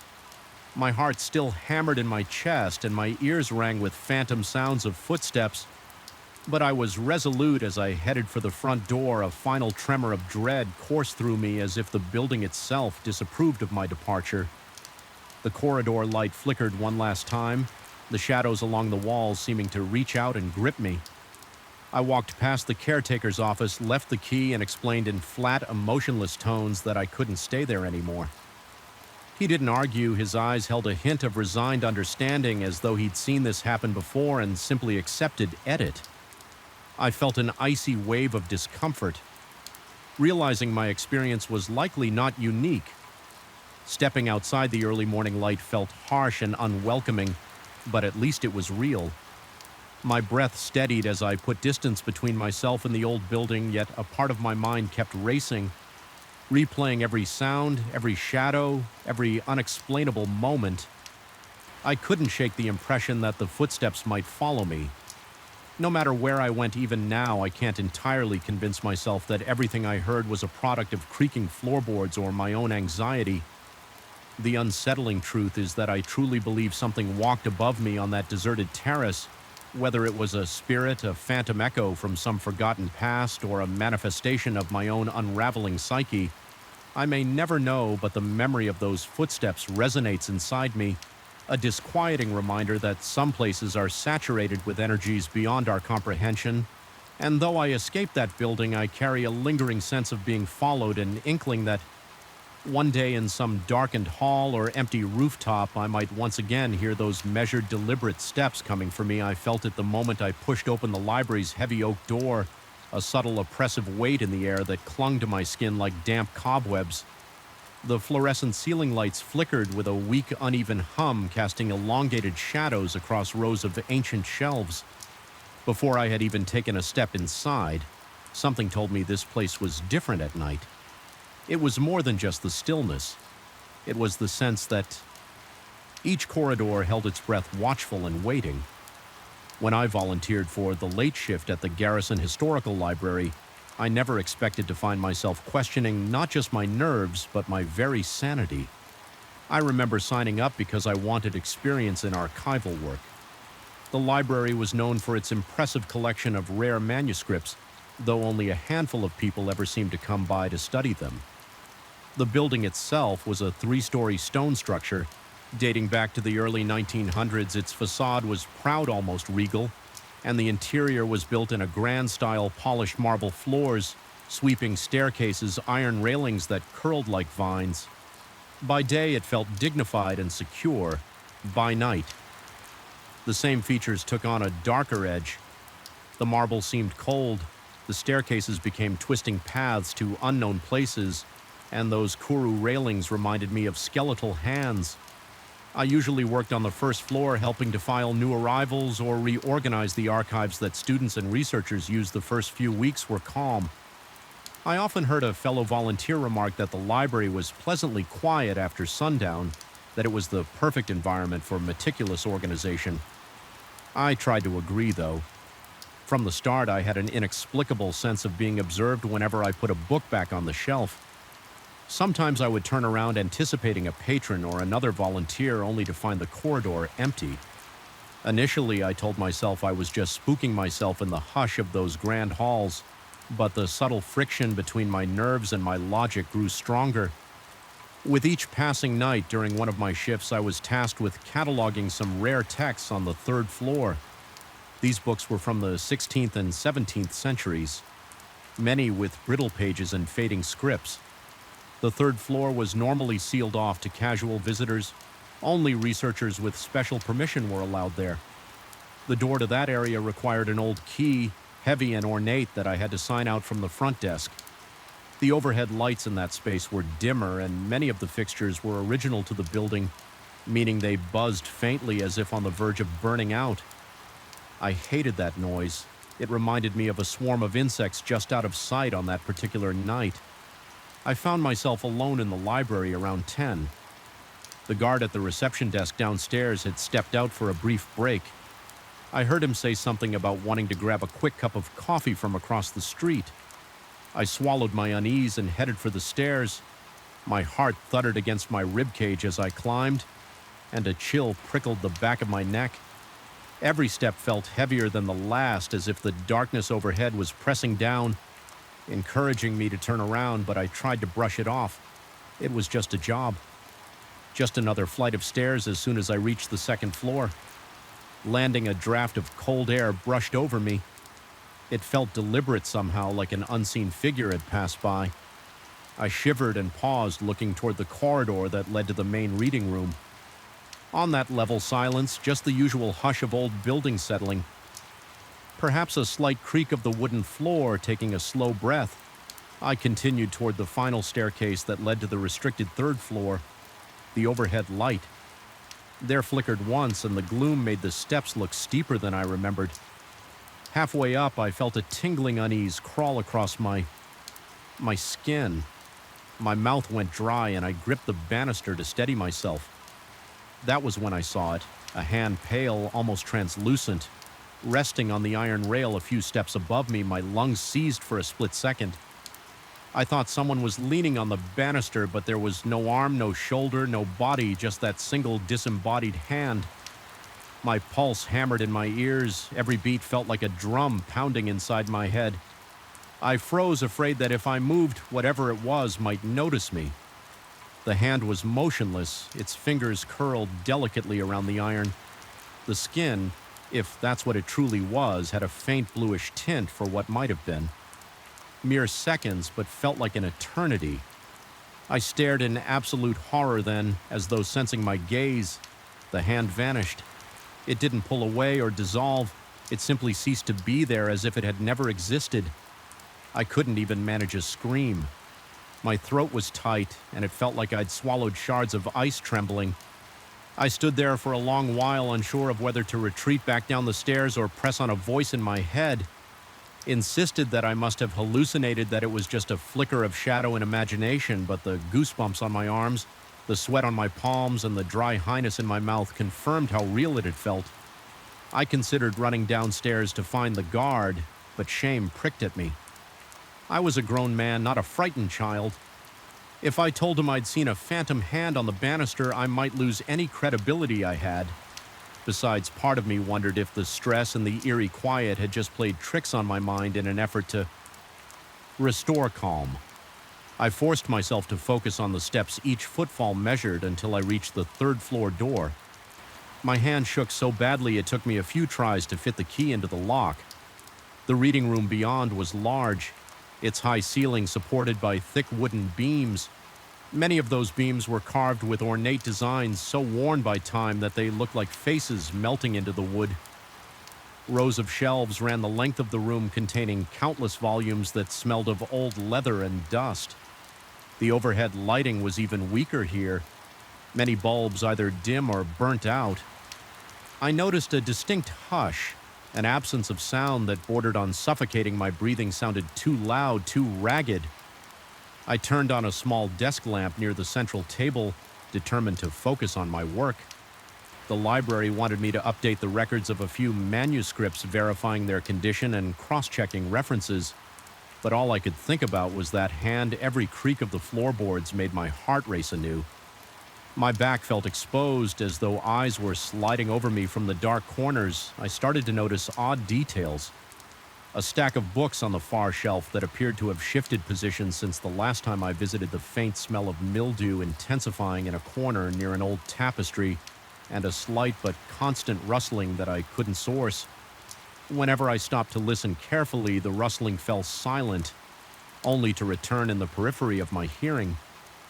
Moments later, at one point, I thought I saw a shape move in my peripheral vision. I looked up, searching the aisle between two tall shelves, but it was empty. My scalp prickled, and I felt a bead of cold sweat slide down my temple. Forcing a steady breath, I clung to the logical explanation that my mind was on edge and conjuring phantoms out of the gloom. After about an hour of this, my nerves were frayed. I packed up the manuscripts I had managed to catalog and locked them in a special cabinet. My plan was to hurry downstairs and maybe call it a night. That was when I heard a faint scraping sound near the far end of the room, something like nails being dragged across wood. My breathing quickened and my heart pounded so fiercely it almost hurt. I stepped toward the door, intending to leave, but an inexplicable force seemed to draw my attention against my better judgment. I found myself walking toward the origin of the sound. Each step felt like it vibrated in my bones. The desk lamp's light couldn't reach that far, so the corners were a murky darkness that seemed to shift with my movements. In that dimness, I caught a glimpse of something near the shelves, a figure too tall to be a person. Its outline faint but unmistakable. It seemed elongated, as though stretched the moment I registered its shape. It slipped out of sight behind a row of ancient folios. My breath came in ragged gasps, yet a compulsion to see it more clearly drove me forward. Every muscle in my body screamed to run, but curiosity, or perhaps some primal fear of the unknown, pushed me on rounding the corner of the shelf. I pointed the narrow beam of my flashlight into the darkness. The light danced across old wooden boards, dust motes swirling in the air. Nothing was there. The scraping sound had stopped, replaced by my own thunderous pulse. For a while, I just stood there scanning every inch of the space. Eventually, I whispered a reassurance to myself that maybe it was just a draft. Then I heard a soft sigh. It wasn't mine. I spun around the flashlight beam, jerking wildly across the spines of books. The sigh came again, like a gentle exhalation filled with regret. My nerves felt stretched to a breaking point. The flashlight flickered, and in that instant I sensed movement, like something brushing past me, close enough to rustle the loose fabric of my sweater. I yelped, nearly dropping the flashlight, and the beam revealed a swirl of dust in the air, as though something had just disturbed it. I felt my insides turn to ice. Whatever was there, it moved with purpose. I backed away, my breath shallow and panicked. My ankles bumped against a chair, and I almost tripped. It was then that I decided I couldn't stay on that floor for another second. I sprinted for the door, my footsteps echoing across the silent reading room. As soon as I reached the staircase, my mind replayed the image of that palette-hand resting on the banister. I couldn't bear to let my fingers touch the same spot, so I pressed my back against the wall. My free hand guiding me unsteadily down the steps, my legs trembled so badly I feared I might tumble headlong when I reached the second floor. I paused, swallowing against the dryness in my throat. The corridor was dark, and the single overhead bulb flickered on and off for a moment in the strobing light. I thought I saw a faint silhouette at the far end, but it disappeared when the bulb steadied. My heart refused to slow each breath. Felt insufficient, as though the air in the library no longer carried enough oxygen downstairs. The security guard had returned, stood at the reception desk sipping coffee through the haze of my terror. I heard him ask if I was feeling all right, though in my dead state it sounded almost muffled. I barely managed to nod and muttered a weak explanation that I felt under the weather. I didn't mention the hand, the figure, or the scraping sounds. My mind spun with questions. Had I genuinely seen something supernatural, or had my imagination spiraled out of control in the oppressive silence of that old library? Regardless of the truth, I dreaded ever going back to the third floor alone. The next evening, I lingered on the first floor, claiming I needed to reorganize some reference materials. In reality, I just didn't want to go anywhere near that staircase. Every time I glanced at it, my stomach twisted. I found myself hyper-aware of the building's noises. The whisper of a breeze through the rafters, the subtle groaning of the pipes, the soft hum of fluorescent lights. Each sound set my nerves on edge. Night after night, that sense of being watched returned, especially if I ever strayed too close to the stairs. The recollection of that pale hand burned in my mind. My fear built like pressure in a boiling kettle, threatening to scream. Eventually, I confided in a fellow volunteer using vague terms. I mentioned that I had a bad feeling about the third floor, that something about it made me uneasy. The volunteer just shrugged, saying they also disliked that floor at night. They'd never witnessed anything strange, but they claimed the atmosphere up there was stifling. They had heard rumors of odd occurrences, books misplaced, inexplicable cold spots, even a faint smell of decay that would drift through the aisles and vanish. No one could pinpoint a rational cause. That conversation should have comforted me by confirming that others found the space unsettling. But instead, it amplified my anxiety. It meant I wasn't entirely alone in this perception. Something was genuinely off about that place. Something. Beyond mere shadows and drafts, my mind became a storm of death, out in dread. I found myself awake at night, replaying the scene of that spectral hand on the banister. I could still see the curve of its fingertips, the uncanny stillness of its pale flesh. At times I worried I was losing my grip, that I'd let a momentary hallucination toy my reality. Last week, an artist asked if I would help pack some fragile volumes for restoration. They were, of course, on the third floor. My stomach lurched at the request. Yet I had no valid excuse to refuse. I decided I couldn't keep letting fear control me. I forced my trembling legs to climb those same stairs, ignoring the way my breath quickened with each step as I approached the final landing.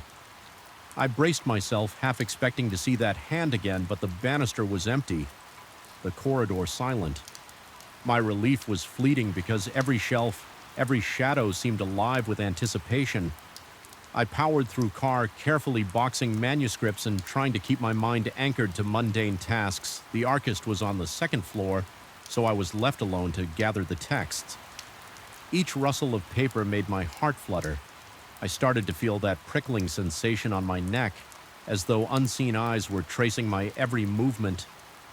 Once or twice I spun around with the irrational conviction that I'd see something lurking behind me. Nothing, just the same.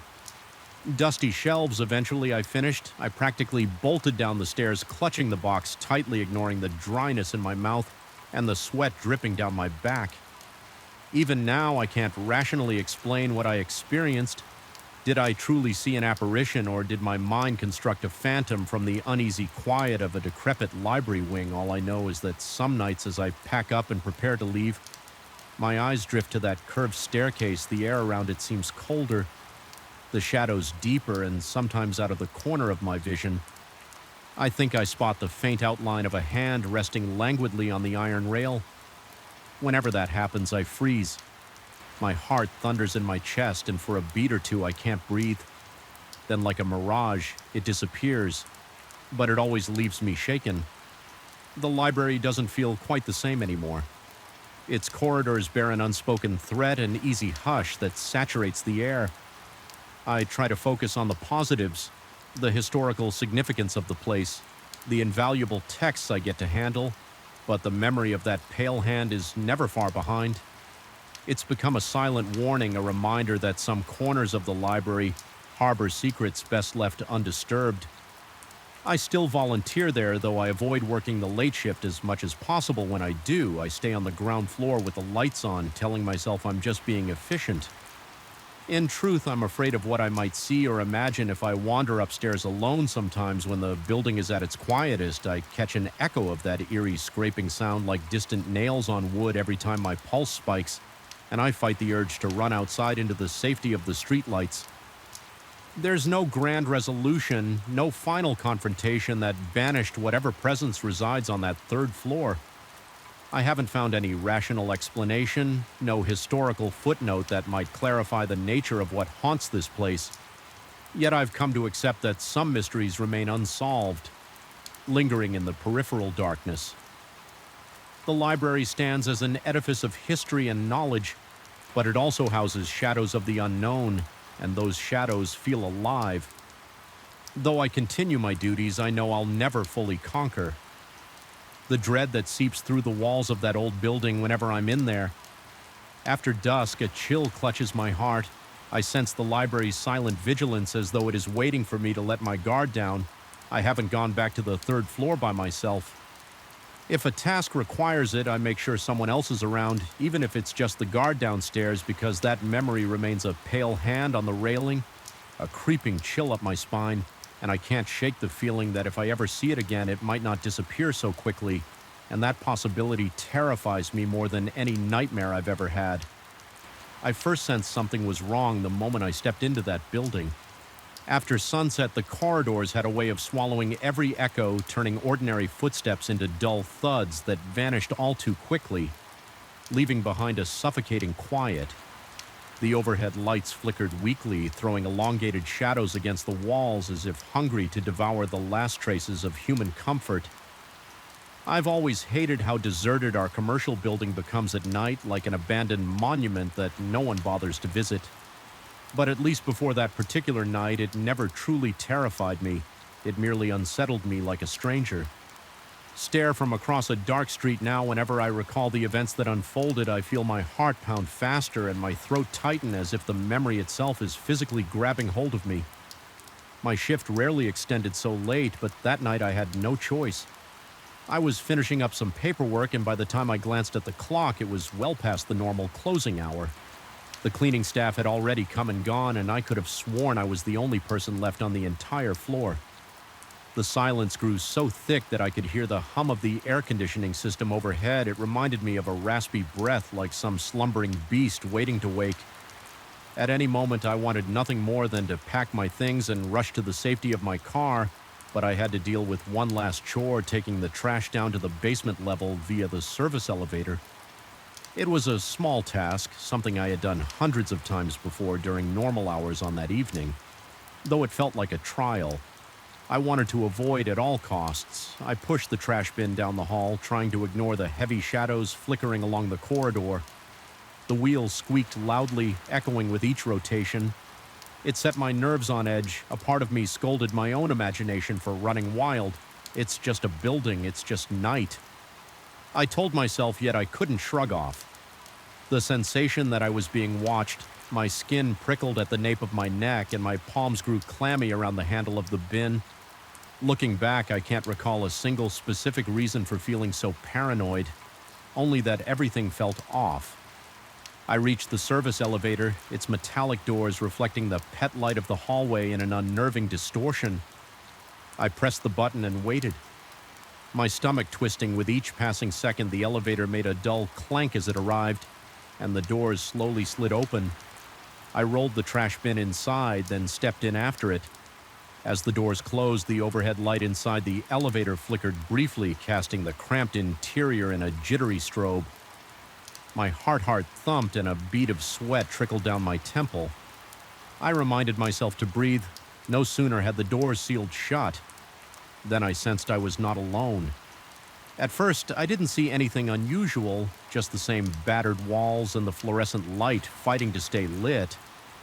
But then, out of the corner of my eye, I picked up a shape, a figure standing in the far corner, tall enough that it seemed hunched to avoid brushing its head against the low ceiling.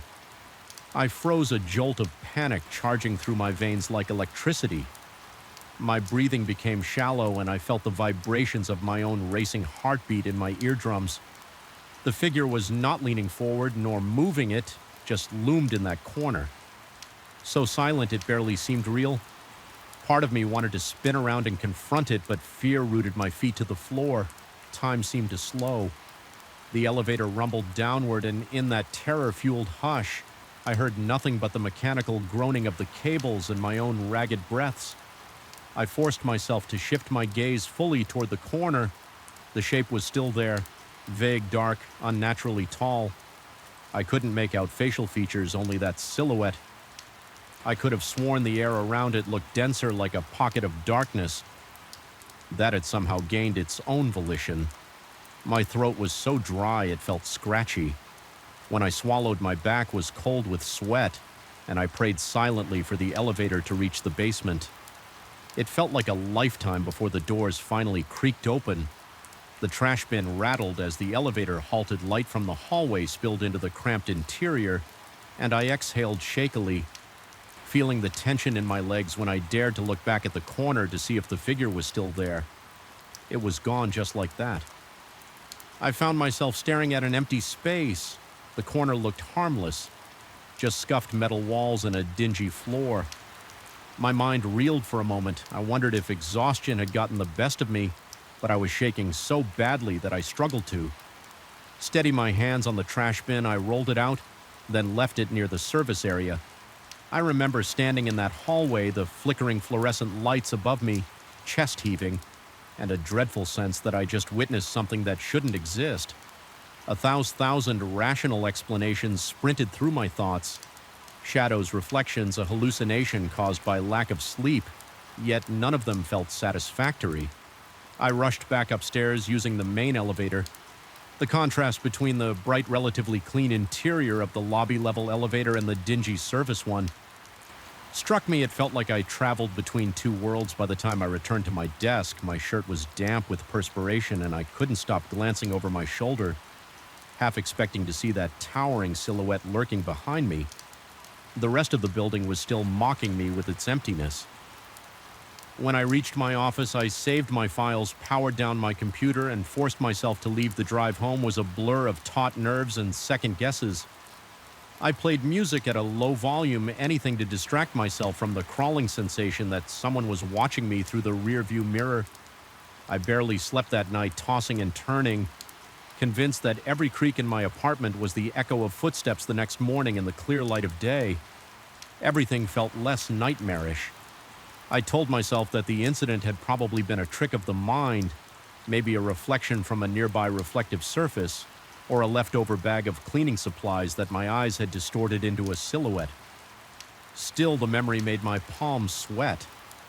I went back to work, determined to find some rational explanation and put my imagination to rest. My first stop was the building security office. The guard on duty was reading a newspaper. I asked as neutrally as possible if I could look at footage from the previous night.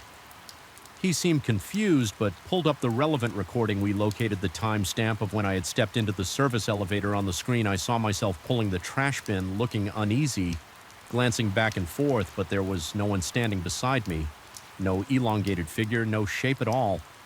I felt a sickening twist in my gut as I watched the footage. I saw myself flinch as if I'd caught sight of something. Then I watched myself freeze, turning slightly toward the corner, yet on the screen. That space looked empty. I couldn't explain why, but watching that replay made my heart pound even harder than the moment I'd witnessed the figure. A cold pressure pressed against my chest, reminding me of how fragile my own sense of reality could be. The guard asked if I was okay, noticing that my face had grown pale, so I muttered that I was feeling a bit under the weather. He suggested I get some rest the entire time. I remained fixated on that tiny pixelated screen, trying to rationalize the difference between my recollection and the recorded reality. I felt my composure slipping over the next few days. I tried to bury myself in work to avoid thinking about the incident, but the building itself didn't let me forget yet. Every time the sun began to set and the corridors grew dark, that familiar tension seized me. I became hyper-aware of every flicker of light, every flick of a shadow at the edge of my vision. My heart would race for no apparent reason, forcing me to stop and take deep, steady breaths. Once I swore I heard a low whisper while I passed the supply closet on the 12th floor. But when I pressed my ear to the door, there was only something silence. Another evening, I caught a brief reflection in a window, a tall shape gliding behind me. But when I spun around, the corridor was empty. My coworker in the cubicle next to mine noticed how jittery I was becoming. He asked if everything was all right with me and if I needed any help. I told him somewhat truthfully that I'd been having trouble sleeping. He mentioned that maybe I was working too many late nights. I nodded, grateful that he didn't pry further, but inside I felt the dread growing. What if I really was losing my mind at night? My dreams became vivid. Feverish nightmares. I would find myself trapped in that service elevator. The lights flickering overhead each time the doors opened. The hallway was darker. Then before, a shape impossibly tall would drift into the elevator like a shadow. Made solid, pressing closer and closer until I could feel a freezing presence brushing against my skin. I'd bolt awake, gasping and coated in sweat. My pulse hammering. The next day, I'd arrive at the office with blurry eyes and a roiling stomach, unable to shake the fear. I tried small, superstitious methods to fend off my paranoia. I kept a flashlight in my pocket, telling myself that if I could flood the corners with light, nothing could hide there. I avoided the service elevator when I could, though occasionally I had no choice but to use it for deliveries. Each time I felt my heart race and my throat constrict, but I never again saw the figure as clearly as that first encounter. I only sensed presences like cold spots in the air or shifts in the darkness. One Thursday evening, I had to work late. Again, a coworker was waiting for a ride, so I felt marginally safer that I wasn't alone on the entire floor. Eventually, he left, and I was once more the last person in that hollow structure. Outside, the wind howled, rattling the windows. The building seemed to sigh in response, and the lights flickered intermittently. I tried to concentrate on the task at hand, some digital reports that needed to be finished by the next morning, but I couldn't stop myself from glancing toward the corridor. Every so often, I imagined I saw a shape gliding past my peripheral vision, not directly visible, but present enough to make my muscles clench by the time I finished. It was nearly midnight. I realized I needed to drop off a small package at the mailroom, which unfortunately was accessible only via that same service elevator, or an incredibly long walk down 2 flights of stairs and through a poorly lit corridor. Against my better judgment, I chose the elevator, hoping it would be quick and painless. When I reached the service elevator doors, I paused, noticing they were slightly ajar. A faint light glowed inside. My palms grew slick with sweat, and I felt a chill ripple through my spine. The elevator wasn't moving, but it looked as though someone had pressed the button recently. I stood there for a moment, swallowing against the dryness in my mouth, trying to gather my courage. Then I forced myself to step inside. The overhead light was dimmer than usual, casting thick shadows across the corners. My breath caught as the doors slid shut. I pressed the button for the basement. The elevator jerked, descended a few floors, and then stopped with a groan between levels. By the sound of it, my chest tightened as the fluorescent bulb above flickered in and out. Leaving me in near darkness, I pressed the emergency button repeatedly, but nothing happened. A claustrophobic panic rose within me, and I felt my vision dimming at the edges. That was when I saw it again, that tall, looming figure in the corner, motionless but unmistakably present. My lungs burned as I forgot how to breathe properly. I wanted to shout, but my voice stuck in my throat. The flickering light revealed only the vaguest outline, a black column of shadow I could feel, rather than see the intensity of whatever it was staring straight into me. My body started shaking uncontrollably, a cold sweat washing over me. The temperature felt as if it had dropped 10 degrees in an instant. I pressed myself against the opposite corner, heart crashing against my rib cage. The elevator's mechanical hum had gone silent, leaving only the faint crackling of the faulty light fixture. My mind raced. Was this real? A hallucination? Was I losing my grip on reality? All the while, I felt that presence looming, almost blending with the darkness, yet more tangible than my own reflection. I closed my eyes, counting my breaths, trying to conjure any explanation that might calm me, but the terror was too absolute. Seconds ticked by like hours until, with a sudden jolt, the elevator came back to life and resumed its descent. The figure didn't disappear. This time I could still sense it right there, as if waiting. Every nerve in my body screamed to flee, but there was no escape until the doors opened. At last they slid apart with a groan, and weak light from the basement corridor illuminated the interior. I stumbled out, nearly falling to my knees. When I found the courage to glance back, the shape was gone. Trembling, I delivered the package to the mailroom. My mind felt fragmented, teetering between rationality and blind panic. I decided then and there that I couldn't keep this up. No job was worth losing my sanity over. I resolved to speak to management the next day, request a shift change, or possibly even quit if it came to that. But that night wasn't done with me yet. As I headed back toward the main lobby, I swore I heard footsteps echoing behind me, heavy, deliberate steps that matched my pace exactly. My heart hammered and the hair on my arm stood on end. I spun around, expecting to see someone or something towering over me, but the hallway was empty. My breath was ragged and I was bathed in cold sweat. The walls seemed to close in and the overhead lights flickered madly. I forced myself to keep walking each step, an exercise in sheer will. My mind was shouting at me to run when I finally burst out through the main doors onto the silent street. I let out a gasping sigh, my limbs trembling so badly I could hardly walk straight. The night air felt cold and surreal, but at least it was free from the oppressive aura inside the building. I got into my car with fumbling hands. The entire drive home, I kept glancing in the rearview mirror, terrified that I might see that tall silhouette in the back seat. Fortunately, it never appeared. By the time I reached my apartment, I was drenched in sweat and shaking my mind. Replayed the elevator sequence over and over like a broken record.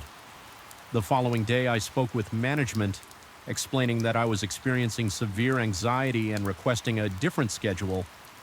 They granted it, albeit with confusion, and I found myself working fewer hours after dark.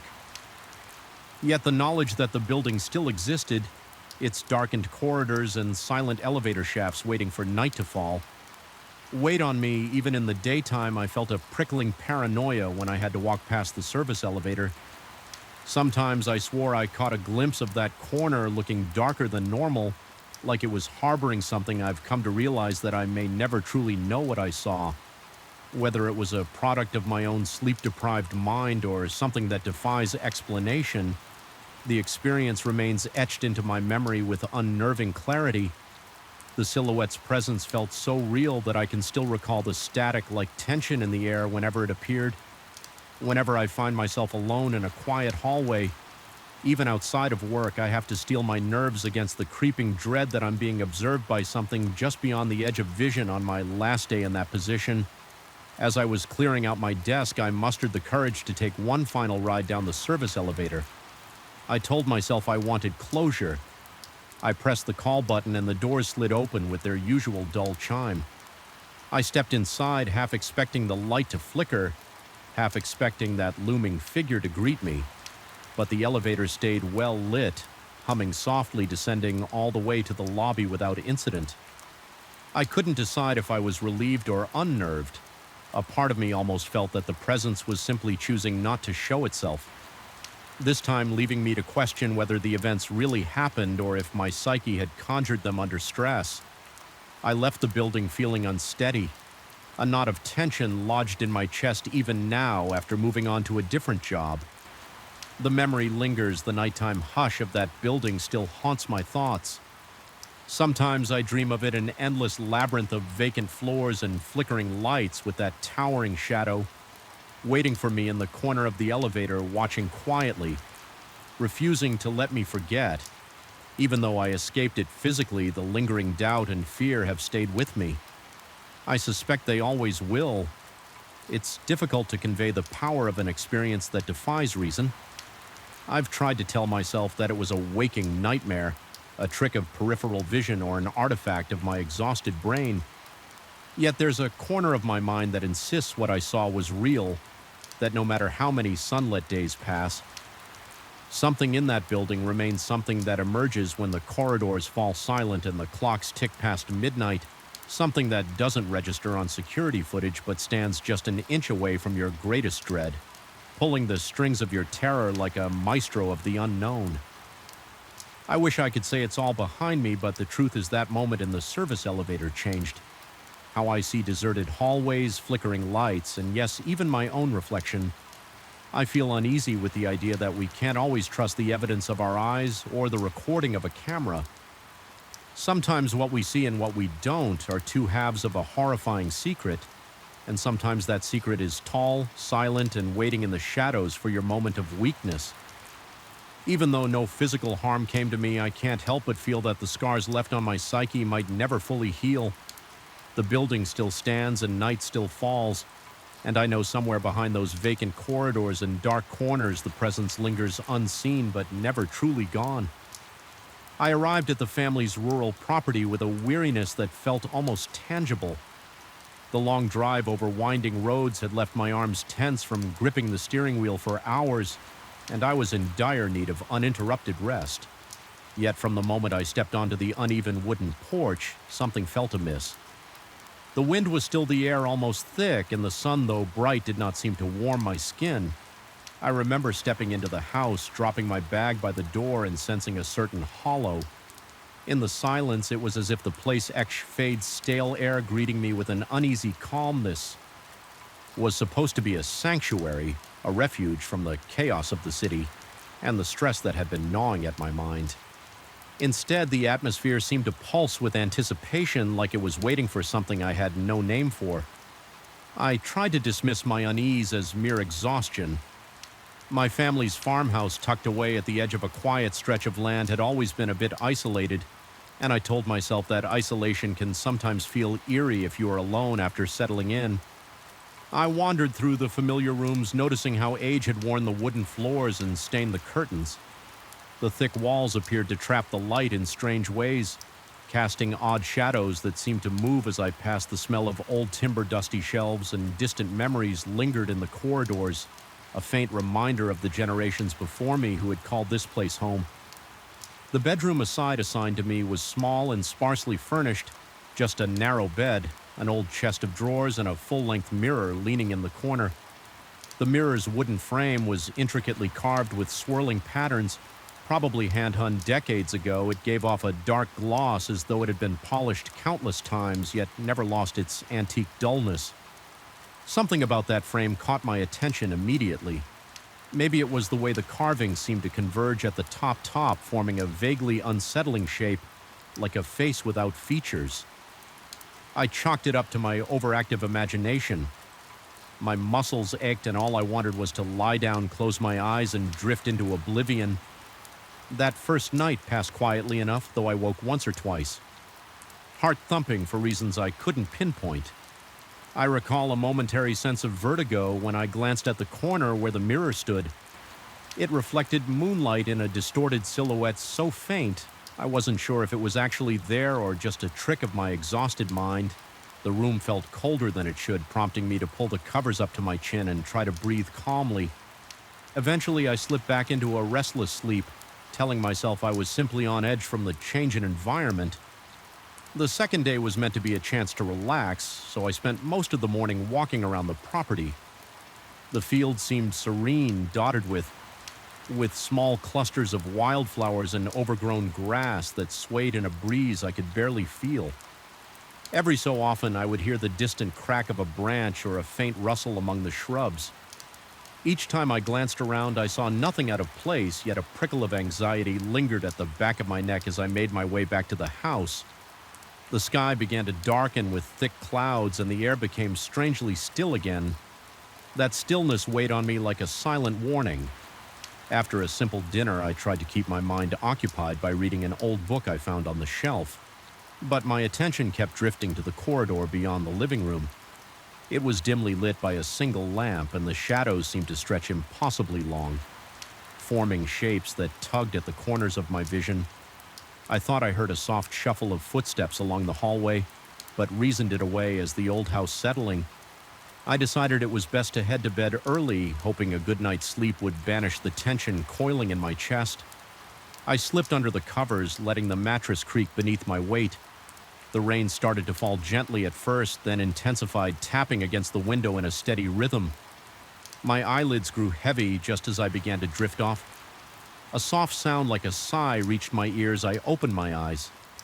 My heart thawing in response. The sound was so faint, I wondered if I had imagined it, but it left me alert. Every nerve on edge. I strained my hearing for a moment, but the only thing I registered was the persistent drumming of the rain. Slowly, I allowed myself to relax, sinking once more into that half-conscious state between waking and dreaming. Sometime in the dead of night, I came awake with a sudden gasp. My breathing was shallow, chest tight with unprovoked panic. It felt as if I had jolted out of a nightmare. Though I couldn't remember any details, my gaze darted around the dark room until it fell on the mirror in the corner. The surface seemed hazy, like it was covered in a thin film of breath. I found it odd because the house wasn't especially humid, and the temperature wasn't significantly cold or warm to cause condensation.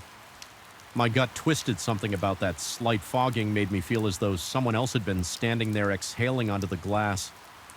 I got up, my pulse hammering in my ears. Each step I took toward that mirror made the boards beneath my feet creak ominously. My throat went dry as I inched closer in the darkness. I could see my pale face reflected back at me. My eyes looked unnaturally wide, rimmed with shadows from poor sleep.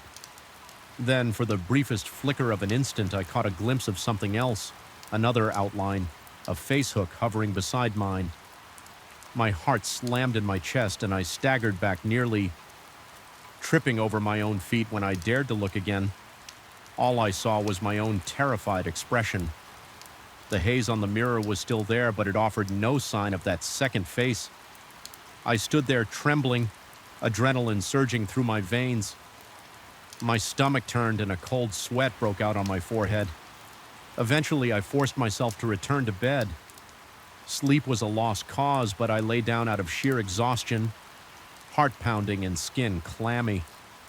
I must have drifted off sometime near dawn because the next thing I recall is the faint light of morning seeping through the curtains at breakfast. I felt disoriented and on edge. My hands shook slightly as I poured coffee and my appetite was non-existent. The oddness of the night weighed on me, but I tried to maintain some sense of normalcy by sticking to a routine. I cleared the table, walked outside to check the property line, and did my best to ignore the persistent feeling that I was being watched in the periphery of my vision. I sometimes thought I saw a dark silhouette standing by the side of the house, but every time I turned my head, there was nothing, just an empty stretch of grass and a few leaning trees. The third night arrived with a suffocating heaviness. It was as though the air itself had thickened, making it difficult to breathe. My nerves were raw and my entire body felt tense. I settled into bed, leaving the lamp on this time, desperate to dispel some of the looming shadows. The mirror's reflection cast a distorted glow along the walls, creating wavering shapes. I tried to read for a bit, but every small noise, a creak of the floor, the rustle of the wind outside made me jump. Eventually, I turned off the lamp, hoping darkness might bring relief. Sleep was elusive. My mind conjured images of that mirror, remembering how the glass had looked clouded the night before, and how just for an instant I thought I saw another face. A chill crawled up my spine as I imagined that unknown presence hovering just beyond my line of sight. My heart rate surged every time I thought I heard a subtle shift in the room, like fabric brushing against wood or a quiet shuffle across the floor. Midway through the night, I felt compelled to check the mirror again. I didn't even fully understand why, perhaps a morbid curiosity or a need to confirm that it was still just a normal piece of furniture. Forcing myself to get up, I walked toward it. My breath felt hot and ragged in my throat, and I could feel the thumping of my pulse in my wrists. The closer I got, the more a sense of dread swelled within me. My skin prickled with goosebumps and my legs felt weak standing before the mirror. I saw my reflection cast in faint moonlight. My cheeks looked hollow, eyes sunken from lack of rest. The carved frame seemed to loom around me, almost pulsing in the dark. I leaned in cautiously, half expecting to see that phantom face again, but the glass was clear this time, showing only my own haunted features. Just when I was about to step back, I heard that faint sigh again. Only this time it felt like it was right behind me.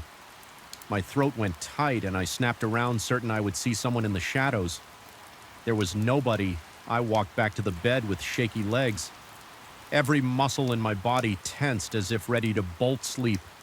Never fully came after that. I lay there, eyes squeezed shut, forcing myself to keep breathing. The darkness felt alive with watchful eyes, and I was certain something lurked just outside my vision. My heart pounded so violently that my chest hurt by morning. I resolved to investigate the mirror's origins. There had to be some explanation, perhaps a family myth or a rumor about the house that I'd never heard before. I looked through the dusty shelves, flipping through old notes and letters. It was mostly mundane records about harvests, livestock repairs, nothing that hinted at anything. Supernatural, yet as I rummaged through the drawers, I found a small scrap of paper containing a brief mention of an unsettling presence in the upstairs mirror. The handwriting was old and faded, and it offered no details. I stared at the words, my heart lurching with recognition. It seemed I wasn't the only one who had felt something unnatural about this object all day. The sense of being watched dogged me. I kept seeing shapes just out of my field of vision. A flicker of movement near the staircase, a suggestion of a figure peering through a window. Whenever I turned, no one was there. My paranoia grew with each passage hour, culminating in a near constant tension in my shoulders. Even the air smelled wrong, damp and sour like stagnant water. Night fell once more, and I dreaded returning to that room. My mouth felt as dry as if I had swallowed chalk, and my palms were slick with sweat. Nonetheless, I forced myself to lie down, hoping the ordeal would somehow subside. The hours stretched on, and I alternated between drowsy half-sleep and jolts of sheer panic. At some point, I became aware of a raspy sound like labored breathing. Just a few feet away, my eyes flew open, and I stared at the blackness, scarcely daring to move. My arms felt paralyzed, my lungs refusing to draw air. Naturally, the noise persisted, filling the silence with a slow, agonizing rhythm. I mustered the courage to flick on the lamp. The sound stopped instantly, as if someone had plugged a leak in a pressurized chamber. Adrenaline pounded in my veins, and I felt the hair on the back of my neck stand up. I glanced toward the mirror. It was angled in such a way that from the bed I could see part of the room reflected, including the door. This time I saw a subtle blur in the reflection, like a smear of darkness that did not match any object in the room.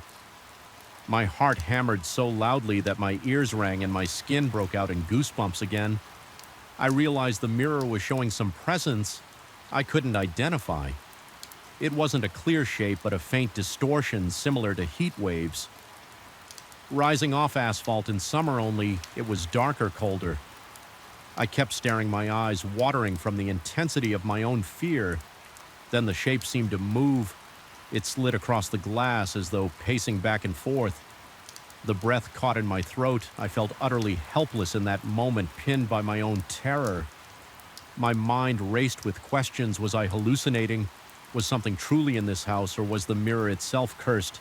Desperate and terrified, I leapt from the bed and grabbed a blanket without looking directly at the mirror. I hurled the blanket over it, covering that polished surface. My heart was pounding so forcefully it hurt, and I took several gulping breaths just to keep from fainting. The sense of dread in the room was overwhelming, but at least I could no longer see that shifting darkness in the reflection. I spent the remainder of the night huddled in a corner of the bed covers pulled up around me. My mind cycled through every possible explanation: sleep deprivation, stress, a failing mental state. But a deeper part of me was convinced that something truly horrifying had latched onto that mirror, or had always been there, lurking behind the veneer of its aged wood and cloudy glass. Morning could not come soon enough. The moment dawn light infiltrated the thin curtains, I packed my things in a flurry, my hands shaking so badly I nearly dropped my belongings. The entire house felt alive with tension, as though it was watching me scramble. My heart wouldn't settle, pounding furiously while I stuffed clothes into my bag. I wanted nothing more than to leave that place, to put as much distance between me and that mirror as humanly possible. I left the blanket draped over the mirror. I couldn't bring myself to look at it. One last time, the thought of seeing that presence, or worse, seeing an actual face, made my chest tighten as I closed the bedroom door behind me. I felt a subtle pressure in the air, almost like a hand pressed against my back, ushering me out. My fear spiked again.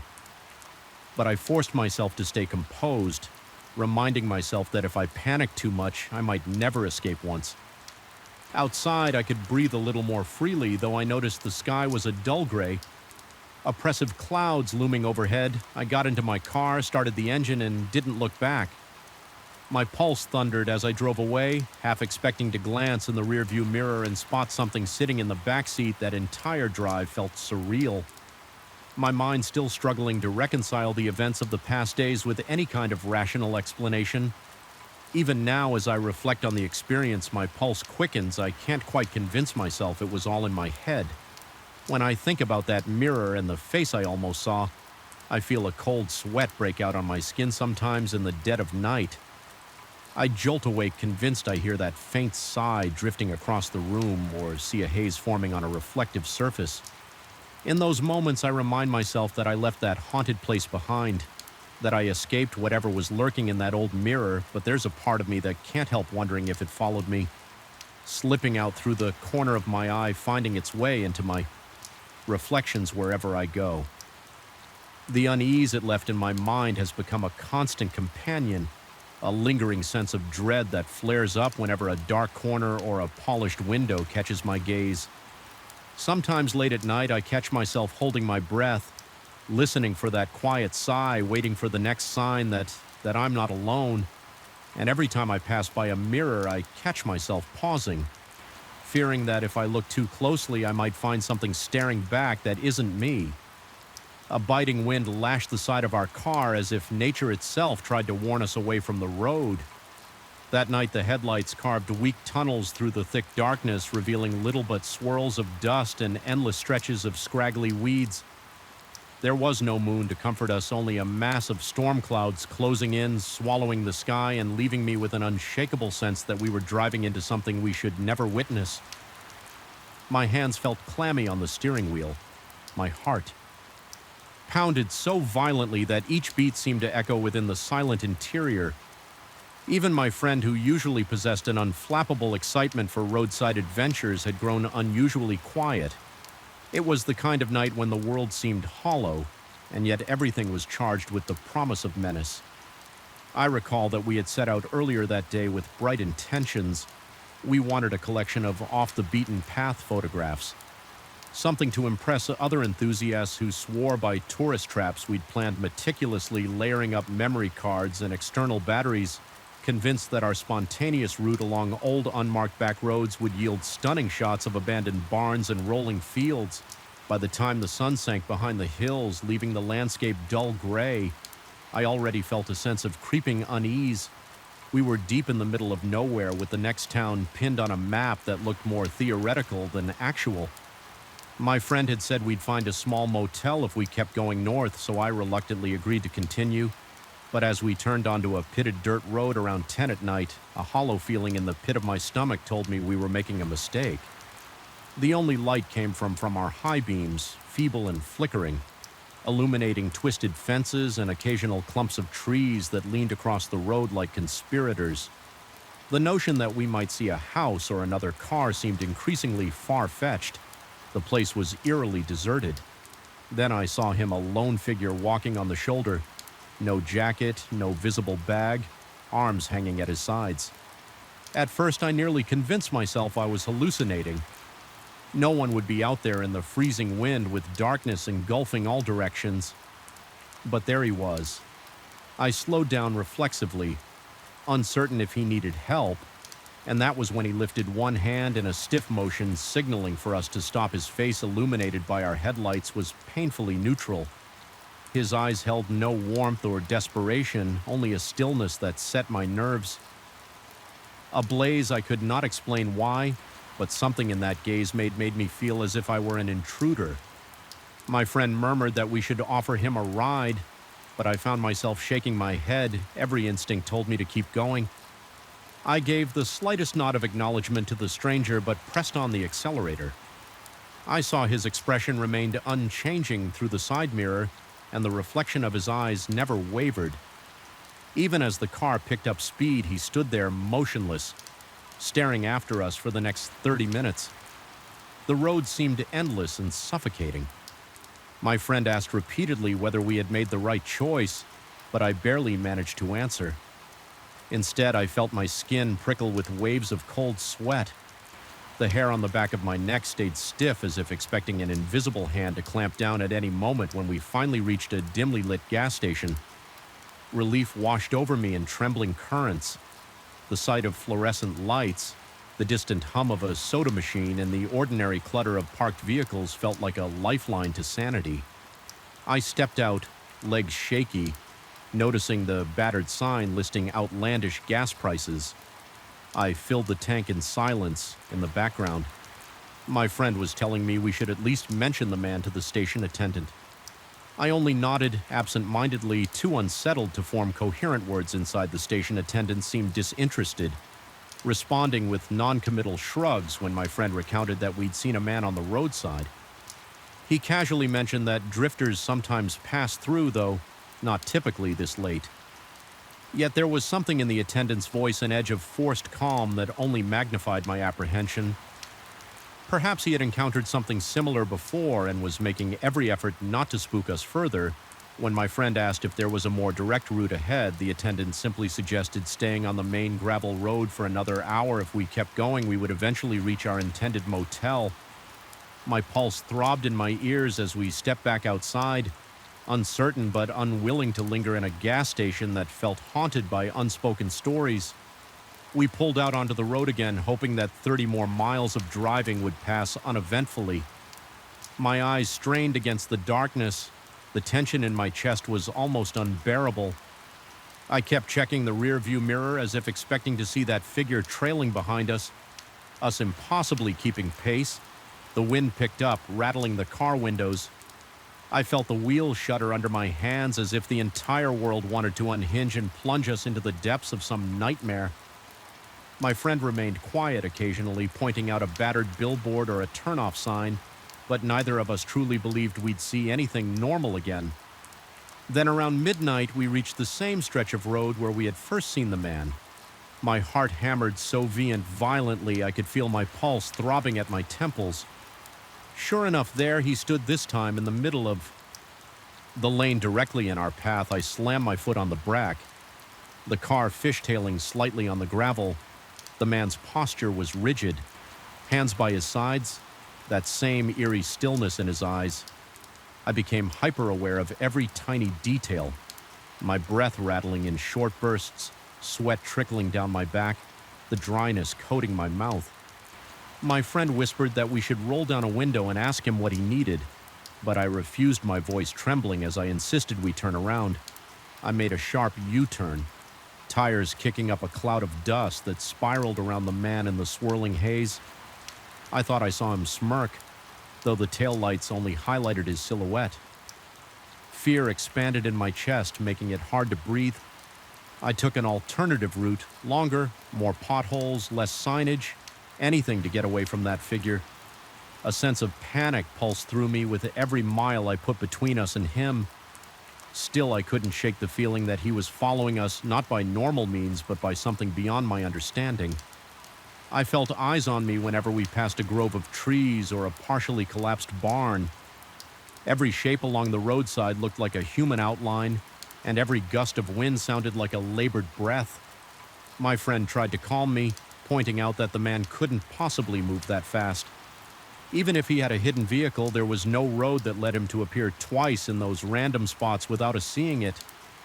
I nodded silently, but dread sank deeper into my bones. My hands were slick on the steering wheel, and my arms ached from gripping it. Too tightly, the darkness seemed alive, pressing against the windows, and the interior of the car felt claustrophobic under the weight of the unknown. When we finally re-emerged onto a more open stretch of road, I risked a glance into the rearview mirror. The reflection revealed nothing but darkness, and yet I felt certain that if I stared long enough, I would see him there. Stepping out of the blackness, we drove for hours, never finding the motel we had been promised. Instead, we passed boarded-up houses with broken windows and sagging roofs, their decaying structures looming out of the darkness like silent sentinels. There were no lights in any windows, no signs of life, only the relentless hush of the wind. Every so often I swore I heard a low thud under the car, like a muffled footstep on the trunk, but each time I pulled over to check, there was nothing. The engine purred, the road stretched ahead, and the emptiness around us felt like it would swallow us at any moment. A creeping paranoia began to gnaw at my mind. I questioned whether I had really seen the man twice, or if the night was playing tricks on my exhausted senses. My friend tried to reassure me, suggesting that maybe we had simply passed two different hitchhikers who wore similarly dark clothes, but I knew it was the same man with the same blank expression and unnaturally intense stare. I couldn't articulate how I knew, but it seemed as though his image had branded itself onto my subconscious so that I would recognize him. No matter how quickly we drove by, each time I recalled his vacant face, my heart began pounding new, and a wave of goosebumps spread over my arms. We eventually decided to pull over at a clearing next to a small cluster of trees, purely because my body trembled with exhaustion. Sleep seemed impossible, but resting for a moment felt necessary. I turned off the engine, and the silence that fell was like a vacuum. I could hear my pulse in my ears and the faint sound of my friend's uneasy breathing. The night's cold wrapped around us like an unwelcome embrace. I shut my eyes for a moment, only to sense movement in the corner of my vision. I snapped them open, scanning the tree line. My breath caught in my throat when I noticed a faint shape between the trunks, tall and motionless. I couldn't make out a face, but I felt certain it was him watching. We quickly got back on the road, no longer interested in rest, and tried in vain to lose ourselves in the labyrinth of backcountry lanes. Soon the road's condition worsened, forcing me to drive slowly around massive potholes and jagged rocks. Each jolt of the car sent a fresh spike of adrenaline coursing through me. I imagined the man stepping onto the road around every bend or materializing in the back seat. When I glanced away, my friend stopped making conversation altogether, perhaps feeling my terror bleeding into his own psyche. The atmosphere grew stifling. Each passing hour felt more surreal, as if we had entered some half-forgotten realm where time and distance no longer followed any logical rules.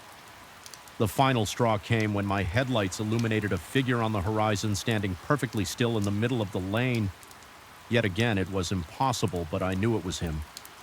Before my mind could form the thought, my body reacted on pure instinct. I swerved violently, nearly driving into a ditch. My friend shouted something incomprehensible. I gritted my teeth, spun the wheel, and somehow regained control of the car. By the time we straightened out, the road ahead was empty. No sign of the man. My heart hammered as if trying to break out of my chest. A slick film of sweat covered my forehead, and my lungs ached with each panicked breath. I pressed the accelerator, ignoring the violent bumps as I sped away from that spot hours later, though it might have been mere minutes, as my sense of time was utterly warped. We saw a timid glow in the distance. It turned out to be a pair of old floodlights. Illuminating a rickety metal sign, it marked the edge of a small town we'd never heard of, but at that moment it felt like a divine beacon. We pulled into the single motel near the sign, and I practically stumbled out of the car legs. Numb and heart still drumming, my friend muttered that he didn't care what the room looked like. We just needed a roof over our heads, a locked door, and a chance to breathe. The lobby was empty, with a note that said the key was under the mat. If we arrived late, we found it stumbled to a musty-smelling room and bolted the door behind us that night. I couldn't sleep. Every time my eyes drifted closed, I felt an invisible presence. Just beyond the window, my heart wouldn't slow. Its gallop, each rustle of wind, made me tense, half convinced the door handle was about to turn. At some point, I sank into a restless doze filled with swirling images of headlights, empty roads, and that piercing stare when morning finally arrived. The grim pale light gave me no comfort. I felt as though I had escaped a labyrinth of nightmares, but I could not shake the certainty that something had followed me out. We left that town as soon as we could, opting for a more populated route back to civilization. Yet even in daylight, every roadside figure triggered a jolt of panic, and my chest constricted until I was certain it wasn't him. I've replayed those events countless times since I've wondered whether I hallucinated the entire thing or if we inadvertently crossed paths with something not entirely human. Sometimes in the dead of night, I recall the way his eyes looked under the headlights, cold, unblinking, as if dissecting my soul with a single glance. To this day, I still feel unsettled whenever I drive alone at night. The memory of that silent man at the edge of the road persists, a ghostly reminder of the boundaries we crossed in our quest for hidden places. I often ask myself what would have happened if I'd stopped the car or if I hadn't seen him in time. But perhaps the most terrifying question is how he managed to appear again and again, defying the logic of time and distance. I've tried to rationalize it, suggesting he might have had some vehicle stashed away or that he was simply a drifter with uncanny luck. Yet deep down, I sense an answer far more disturbing even now. I sometimes dream that I'm driving down a deserted road at midnight, the air thick with dread, the darkness absolute in the dream. I see the man again standing in the middle of the lane, impossibly close to my headlights as I press the brake pedal. He turns his head and stares straight into my eyes, wordlessly demanding something I cannot give. I always wake with a racing heart drenched in sweat, uncertain whether I've just escaped a dream or momentarily glimpsed another reality, and I suspect that if I ever venture back to those forsaken roads, I might find him waiting, eternal, silent, and inescapable. The thought still sends a cold shiver through my entire body, a reminder that not all roads lead to places we're meant to go. Sometimes the darkest paths are better left unexplored. From the moment I turned off the main highway onto that lonely dirt road, I sensed something was wrong. It was an oppressive kind of silence that seemed to settle around me, as if the breeze and the birds conspired to hush themselves in my presence. My headlights traced the contours of leaning trees, their branches reaching out like skeletal arms, urging me to turn back. But I was determined to find this hidden stretch of river that I had been told was perfect for fishing. Remote, calm, and rarely visited, I had planned this weekend to clear my head, to be far from the noise of the city. Yet I couldn't shake the feeling that I was trespassing somewhere I didn't quite belong. My gut told me that I was heading toward an experience I would rather not have. Even before I arrived at the campsite, by the time I finally parked, dusk was already thick around me. The orange glow on the horizon had receded into a faint purple haze, leaving the landscape coated in a veil of shadows standing by the trunk of my car. I realized just how isolated I was. There were no other vehicles, no signposts, no lights from distant cabins or houses, only an endless expanse of trees and brush, punctuated by the faint gurgle of flowing water somewhere beyond. I felt a momentary spike of unease, but I forced myself to ignore it. I told myself I was just being overly cautious, that this was precisely the solitude I had longed for. I trudged down a narrow trail leading to the riverbank, gear clinking with each step, the dusty ground crunching underfoot. Eventually, I found the spot I had been told about, a gentle bend in the river where the current slowed enough to create a shallow pool. The water glistened under the last remnants of twilight, looking deceptively calm, perfect for casting a fishing line. I thought I set up my tent close to the river's curve, driving the stakes into the hard ground with deliberate, forceful blows, as though asserting my presence might ward off any misgivings. My breath was steady, but my heart thumped a little louder than usual. I tried to quell my own nerves by focusing on the mundane tasks of securing the tent, unrolling my sleeping bag, and prepping a small area for a campfire. When night finally fell, it descended completely. The moon was a thin crescent, giving me only the barest sliver of light. My fire struggled against the inky darkness, spitting and crackling, but never truly illuminating the full expanse around me. Every few minutes, I would hear a rustling in the nearby brush or the plop of a fish somewhere. Downstream, and I'd feel the hairs on my neck bristle. I reminded myself that all forests come alive at night. Small animals, scurry insects, buzz, branches sway. These were normal sounds, yet each subtle noise was enough to send a fresh jolt of adrenaline through my body.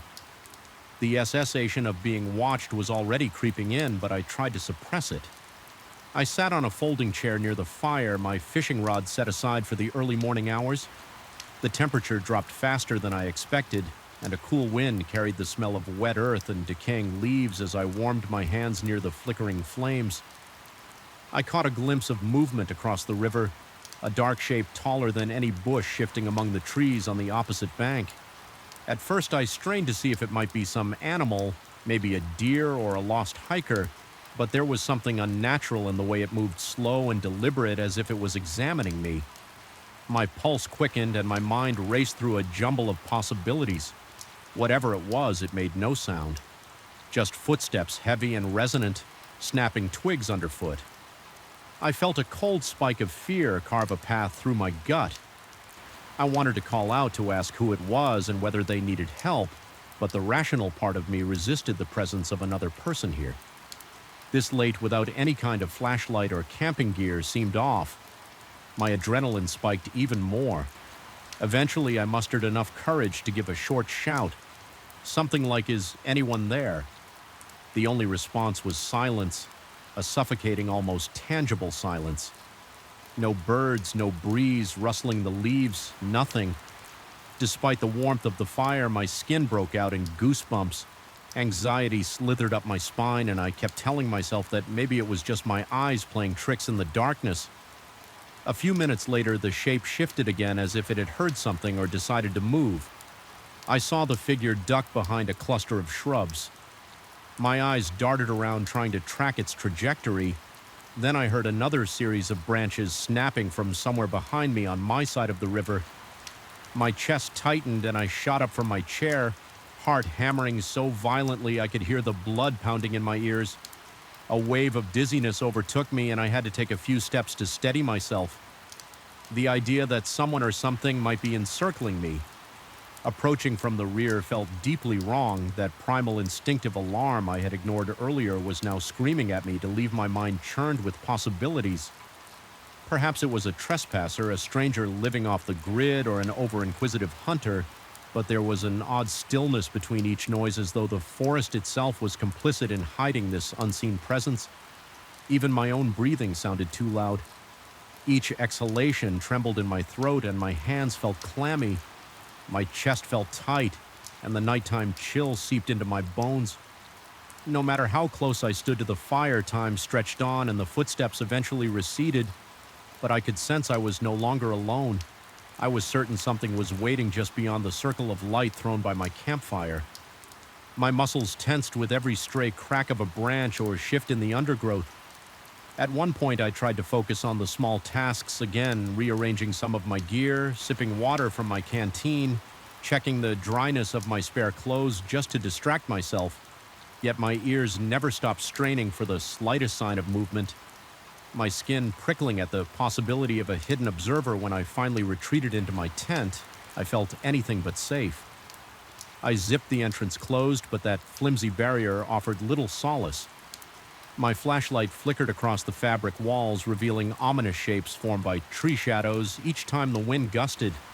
It produced a faint scraping along the tent, making me jolt. My heart rate refused to settle, and I lay there with my eyes wide open, ears attuned to every whisper of the night in the darkness. My imagination began to spiral, conjuring images of silent figures crouched just outside, waiting for me to drift off. I tried to calm my mind by counting my breaths, reminding myself that I was simply spooking myself in an unfamiliar place, but logic felt feeble against the suffocating fear that clenched my entire body.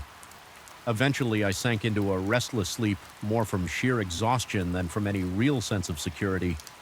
I awoke in the gray, pre-dawn light, feeling groggy and disoriented. My back ached from the uneven ground, and my throat was parched. For a moment, I convinced myself that the unsettling events of the previous night had been exaggerated by fatigue. As I stepped outside, the river drifted lazily by and a light fog hovered over the surface. Birds chirped cautiously in the distance, and the forest seemed almost peaceful. I wanted to believe that the sense of dread had been just my nerves. I gathered my fishing rod, positioned myself near the shallow pool, and cast my line. The anticipation of a catch was a small comfort. I tried to immerse myself in that routine, letting the rhythm of reeling in and casting out lull me into a temporary calm. Yet every now and then I'd notice something off, footprints in the damp soil oil along the bank that certainly weren't mine, or bent branches overhead that seemed too high for me to have caused every unexpected detail tugged at my renewed anxiety. Around noon, I decided to move around a bit, scouting a different part of the river's bend. As I hiked through the patchy undergrowth, I found signs that someone had passed through. Recently broken twigs, fresh imprints in the mud, even a tuft of fabric stuck on a branch. The color of the fabric was a dark, muddy shade, something that could easily blend into the shadows immediately. I felt that spike of unease return. There was no rational reason for anyone else to be out there without a visible campsite or vehicle nearby. By late afternoon, a bank of ominous clouds had rolled in, turning the sky a sickly gray. Thunder growled in the distance. The forest grew dim, shadows stretching across the ground like long fingers. My plan was to stay another night and continue fishing the next morning, but that creeping sense of being stalked had grown too powerful to dismiss. My every instinct told me to leave before nightfall trapped me again. The problem was that curiosity and stubbornness fought to keep me from running off. I almost wanted to prove to myself that I could endure a single night alone by the river without succumbing to irrational fear. After all, I had seen no direct threat, just unsettling signs and fleeting shadows. That second night, I tried to set up a larger fire, gathering extra wood in hopes it would burn longer and brighter. A gusty wind made the flames dance unpredictably, casting wild shapes across the trees. The shadows twisted and elongated in ways that looked almost animate. My pulse quickened each time a flicker of light suggested a silhouette lurking at the edge of the woods. Occasionally, I heard something, a footstep, a broken branch, or maybe just the wind, but it always seemed too measured, too intentional to be random. Forest noise, it was like the presence I'd felt the night before was still there, watching me, assessing me. The night dragged on my stomach, churned with each minute that passed. My breathing felt labored, as if the air were heavier than usual. Pressing down on my chest, at one point I stood brandishing the largest stick I could find. Feeling foolish but too scared to be embarrassed, I even tried to speak aloud loud in a halting, quivering tone, insisting that whoever was out there show themselves or leave me alone. My voice sounded small and desperate, swallowed up by the surrounding darkness in the moments after my outburst. The forest seemed to hold its breath. My heart pounded so loudly I was sure it could be heard for miles. Then faintly I caught a glimpse of movement through the trees to my left. It was a shape hunched but tall, swaying slightly. My eyes strained, but the darkness made it impossible to see features. My scalp prickled and my body broke into a cold sweat. I took a trembling step toward the shape. My makeshift club gripped tightly, and I nearly gagged from the metallic taste of fear pooling in my mouth. The figure seemed to drift back into the gloom, leaving me gasping for air. The rest of that night became a haze of anxiety. I felt sure that at any moment something would lunge out of the darkness, or the tent walls would collapse under some assault, yet it never came instead. I was tormented by a deep, persistent paranoia. Every shift of the wind sounded like footfalls. Every crackle of the fire made me twitch. My thoughts spiraled into madness, and I questioned whether I was hallucinating, or if something unearthly truly prowled the riverbank. My entire body trembled and my throat stayed desert dry. No matter how much water I sipped when dawn finally broke, it didn't bring relief. My nerves were shot, my eyes blurry from lack. Of real sleep, the fire had long since died out, leaving only a ring of ashes smudged into the dirt. Birds started their morning calls again, but I found no comfort in their routine. I realized I needed to leave no matter what. My equipment was scattered around the campsite, and I hurried to pack it with shaky hands. I glanced over at the river, now a dull green under the early morning light, and I sensed a lingering presence just beyond the mist. It felt like the trees themselves were straining to watch me as I gathered my belongings during the frantic dismantling of my camp. I noticed something etched into the bark of a nearby tree, an odd symbol like interlocking spirals carved so deeply it exposed the pale wood beneath. I hadn't seen it before, and I had no clue who might have done it. An involuntary shudder coursed through me. It was one more sign that someone or something had been closer than I ever realized during the night. I felt exposed and foolish for staying as long as I had. I practically sprinted back to my car, constantly looking over my shoulder, convinced that any second I would see that dark figure skulking through the trees behind me. My shoulders were knotted with tension, my shirt damp from cold sweat. My mind raced with jumbled thoughts, and my chest felt tight with unresolved dread. After what seemed like an eternity, I reached my vehicle, threw my gear in, and slammed the door. My hands trembled as I turned the key in the ignition. The engine roared to life, and for a split second I thought I saw a movement in the side mirror, just a flicker of black darting among the trees. My lungs seized. I couldn't bring myself to look more carefully. I floored the accelerator, tearing down that dusty road, not caring about potholes or the branches scratching the sides of my car as I merged back onto the main highway. The weight in my chest eased just enough for me to breathe more freely, yet I still felt contaminated by the place I had just left, as though I brought back a piece of its darkness with me. I kept expecting to see some shape in my rearview mirror, or notice footprints by my car door when I stopped for gas. The experience clung to me like a heavy fog refusing to dissipate. Even hours later, back in the familiarity of city streets, my mind couldn't let go of the notion that something had watched me out there and had followed me. At least to the edge of the forest, I couldn't rationalize what I had seen or thought I had seen. My imagination might have filled in the gaps of a completely normal set of circumstances, or perhaps something truly strange resides in that isolated bend of the river, something that defies common explanation even now. Whenever I close my eyes, I still hear the crunch of leaves, still see a tall shifting shadow in the corner of my vision, and still feel that laden fear coursing through my bloodstream. No matter how many times I tell myself it was just paranoia, a part of me remains unconvinced. I'm left with the unsettling knowledge that there are places where nature is indifferent, where isolation warps the mind, and where something unnamed might be waiting to be encountered. And if you ever find yourself following a deserted trail to a secluded river bend, remember sometimes you are not alone, even when you desperately want to be. I remember the stifling weight in the air before I even set foot inside that decrepit wooden shed. The night was moonless, and the entire farm seemed to be holding its breath as though afraid of what might happen next. Shadows stretched unnaturally across the dusty ground, and a sense of wrongness clung to the atmosphere like a stubborn stain. I felt it in the tingling on the back of my neck, and in the sudden dryness of my throat, an unshakable impression that I was trespassing on something best left undisturbed. I had come to my uncle's farm to assist with harvesting. It was supposed to be straightforward, a couple of days of hard work in the fields, then restful evenings spent in the old ranch house, perhaps a few beers after sundown. I never imagined I'd be drawn to that condemned shed, the one my uncle always avoided, rarely spoke of after years of disuse. It stood at the edge of the property like a withered sentinel. The planks bowed and splintered from decades of neglect, and yet there was a peculiar magnetism about it. Perhaps it was the rotting timber or the stories the farmhands whispered whenever they passed by, or maybe it was just my own foolish curiosity.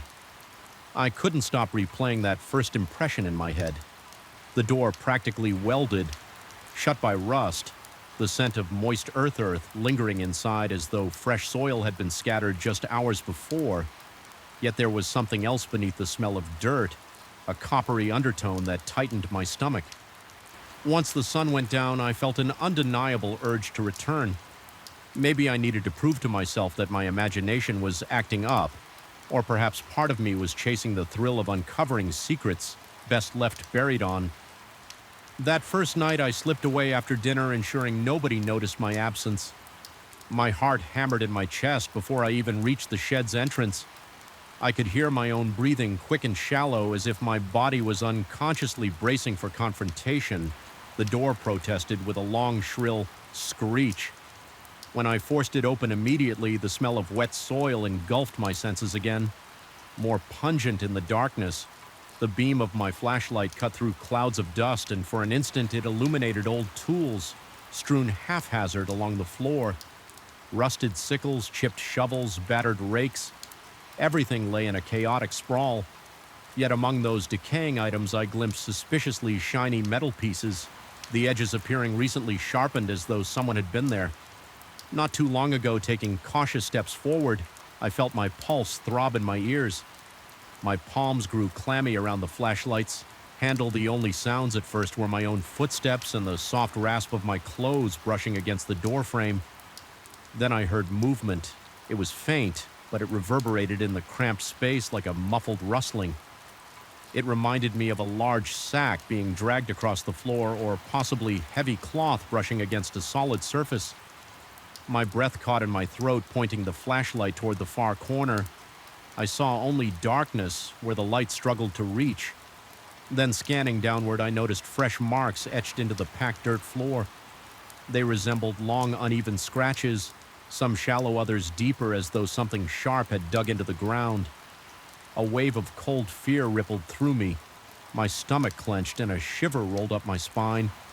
I tried to rationalize it.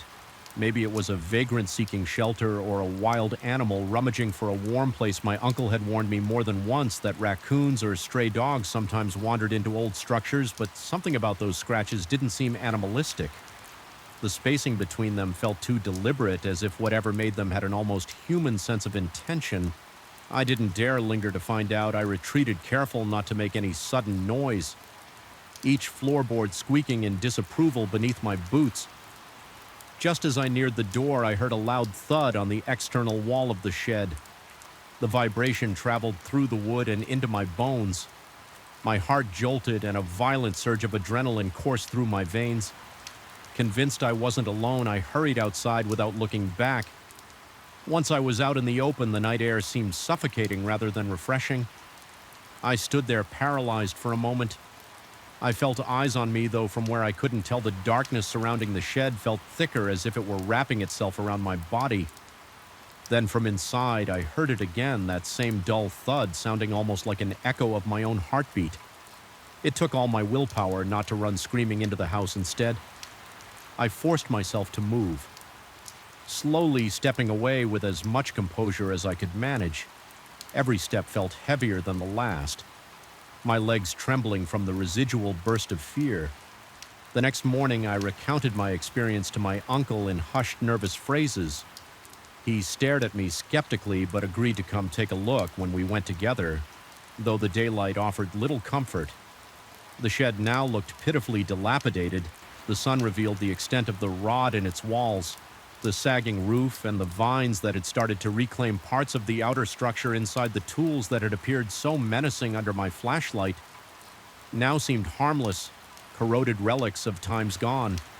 By the suspiciously sharp edges I had noticed the night before didn't appear nearly as threatening. Everything looked ordinary in the mundane glare of noon. We found only the faint outlines of footprints and irregular scuff marks, which my uncle concluded might be from raccoons or some other scavenger. He seemed to believe I was merely spooked by the shadows. Still, I could tell he wasn't entirely at ease. I observed how he avoided stepping into the far corner, his eyes flickering there once or twice with a trace of unease. He didn't find anything conclusive, so he simply shrugged and remarked that the place was best left locked throughout the day.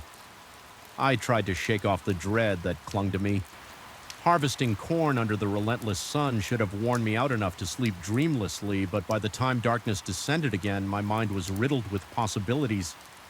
I kept replaying the strange noises, the fresh scratches, and that pungent odor in my head. That night I felt drawn back as though I were a moth circling a distant flame.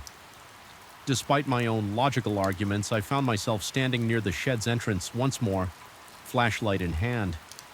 This time I tried to be more methodical. I approached with caution, noticing how the wind seemed to die the moment I stepped into the shed's shadow. There was a stifling stillness around me. Even the crickets sounded muted, as though they recognized this boundary and dared not invade it. My heart pounded so forcefully that my chest felt tight. I flashed my light around the interior. The layout was exactly as I remembered, but something about the air felt even heavier. Tonight, the smell of damp earth was accompanied by an undertone that reminded me of decaying leaves or stagnant water, only sharper, almost metallic. I knelt beside one of the fresher-looking scratches on the floor and ran my fingers across the grooves. Small particles of soil clung to my skin, and the indentations felt too clean, too precise. Then a peculiar sensation overcame me, like static electricity prickling along my arms. My flashlight began to flicker, plunging the corners of the shed into an even deeper blackness. Whenever the beam wavered in those intermittent flashes of dark, it felt like the corners expanded, swallowing more space than the walls actually allowed, fighting the urge to panic. I wrapped the flashlight against my palm, praying it wouldn't give out entirely. For a few moments it stabilized, revealing something that turned my blood cold along the far beam. Faint scratch marks much higher off the ground ran parallel to those on the floor. These were vertical, as if something had stood on its hind legs or reached upward, clawing at the wood with intense desperation or fury. The realization that whatever made the floor scratches might also have made these marks, while upright, triggered a violent wave of nausea in me. Suddenly I felt profoundly vulnerable. My throat tightened and my breath grew ragged. Anxiously, I swung the flashlight around to check if I was alone. That corner where I'd heard movement the night before remained dark, the air there seeming thicker, more oppressive. Each breath I took felt shallower, my lungs constricting as though rejecting the heavy odor. The boards beneath my feet groaned with every shift of my weight, adding an eerie soundtrack to my growing dread. Compelled by an impulse I couldn't fully explain, I forced myself to inch closer to that malignant corner. With every step, a subtle pressure formed at my temples like the onset of a headache. My ears began to ring and my heartbeat thundered, echoing in that ringing until I couldn't distinguish external noise from the pounding in my skull. When I finally angled the flashlight to the darkest spot, my eyes struggled to focus. I saw sacks of something stacked behind an old wooden crate. At first I thought they were simply grain bags, that had been left there ages ago. Then I noticed that at least one looked recently used. The burlap not nearly as torn or discolored as I would expect. It was as if someone had been rummaging through supplies in secret. But for what purpose I couldn't guess. Hovering there, gripping the flashlight so tightly my knuckles ached, I began to feel a presence close behind me. It was nothing I could see or hear, yet my instincts flared. The temperature felt as though it had plummeted by several degrees, and goosebumps erupted along my arms. The primal urge to turn around to confront whatever might be looming over me, wed with the paralyzing terror that insisted I keep my gaze forward. My muscles twitched with tension. Slowly I turned shining. The light in a wide arc across the shed, all I found was stillness, but the sensation of being watched did not subside in that deafening silence. I became aware of an odd scraping noise. It was faint yet persistent, like claws or nails being dragged along the interior of the shed's outer walls. The direction seemed to change, first one side, then another. It circled me, raising every hair on my neck. My mouth went dry, my tongue turning thick and useless. A queasy feeling settled in the pit of my stomach. My rational mind insisted there had to be a logical explanation. Possibly rats or wind-catching stray branches or an echo of the barn's old wooden frame. Contracting, but something about the pattern of those scratchy sounds was too purposeful, too relentless. A memory of overhearing the farmhands suddenly flashed through my mind. They had been talking about hearing inexplicable noises from the shed at night. Their hushed tones and fearful expressions came back to me. One of them mentioned that whenever he approached, everything went silent, as though the place itself was holding its breath.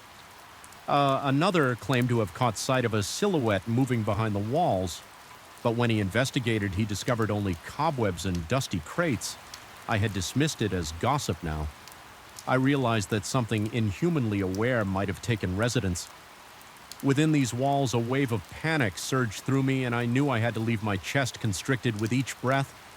The flashlight wobbling in my trembling grip as I backed away, the boards underfoot seemed to protest louder, each creak magnifying my alarm. I tried to swallow, but my throat felt constricted and beads of cold sweat pulled along my hairline. My flashlight flickered again, plunging me into short staccato bursts of dark. In those momentary blackouts, it felt like the air pressed in closer, as if something intangible was trying to smother me. My pulse soared so high I could practically feel my heartbeat in my eyeballs. When I finally reached the threshold, I half expected something to grab me from behind. The sensation was so strong that I flinched involuntarily. I scrambled out into the open air, gulping it in desperately, as though I had just broken the surface after being submerged underwater. My lungs burned and I stumbled a few paces away before turning to watch the shed from a safer distance. Under the moonlight now peeking through a thin layer of cloud, the structure looked as if it were pulsating, the rotten board shifting in and out of shadow. Then unmistakably I heard another thud from within, resonating like a heartbeat inside the old timbers. It was almost a response to my escape, a reminder that it was still there. Aware I didn't sleep that night, my mind replayed every second of what I just experienced. Each time I closed my eyes, I saw the scratches, felt the suffocating cold at my back, heard the relentless scraping along the walls. It took all my willpower not to sprint to my uncle's room and wake him with my confessions instead. I lay in the darkness, heart hammering, staring at the ceiling until pale dawn light crept through the window. The following day, I gathered every ounce of courage and confided in my uncle, once more describing the new things I had seen. He looked at me intently, a grave expression, crossing his weathered features in a voice that remained calm yet carried a hint of concern. He suggested, Ed, I was pushing myself too hard and maybe seeing patterns and shadows still. I detected something unspoken behind his eyes, as if he knew the place carried secrets but preferred to keep them buried. He advised I stay away from the shed, promising to board it up properly.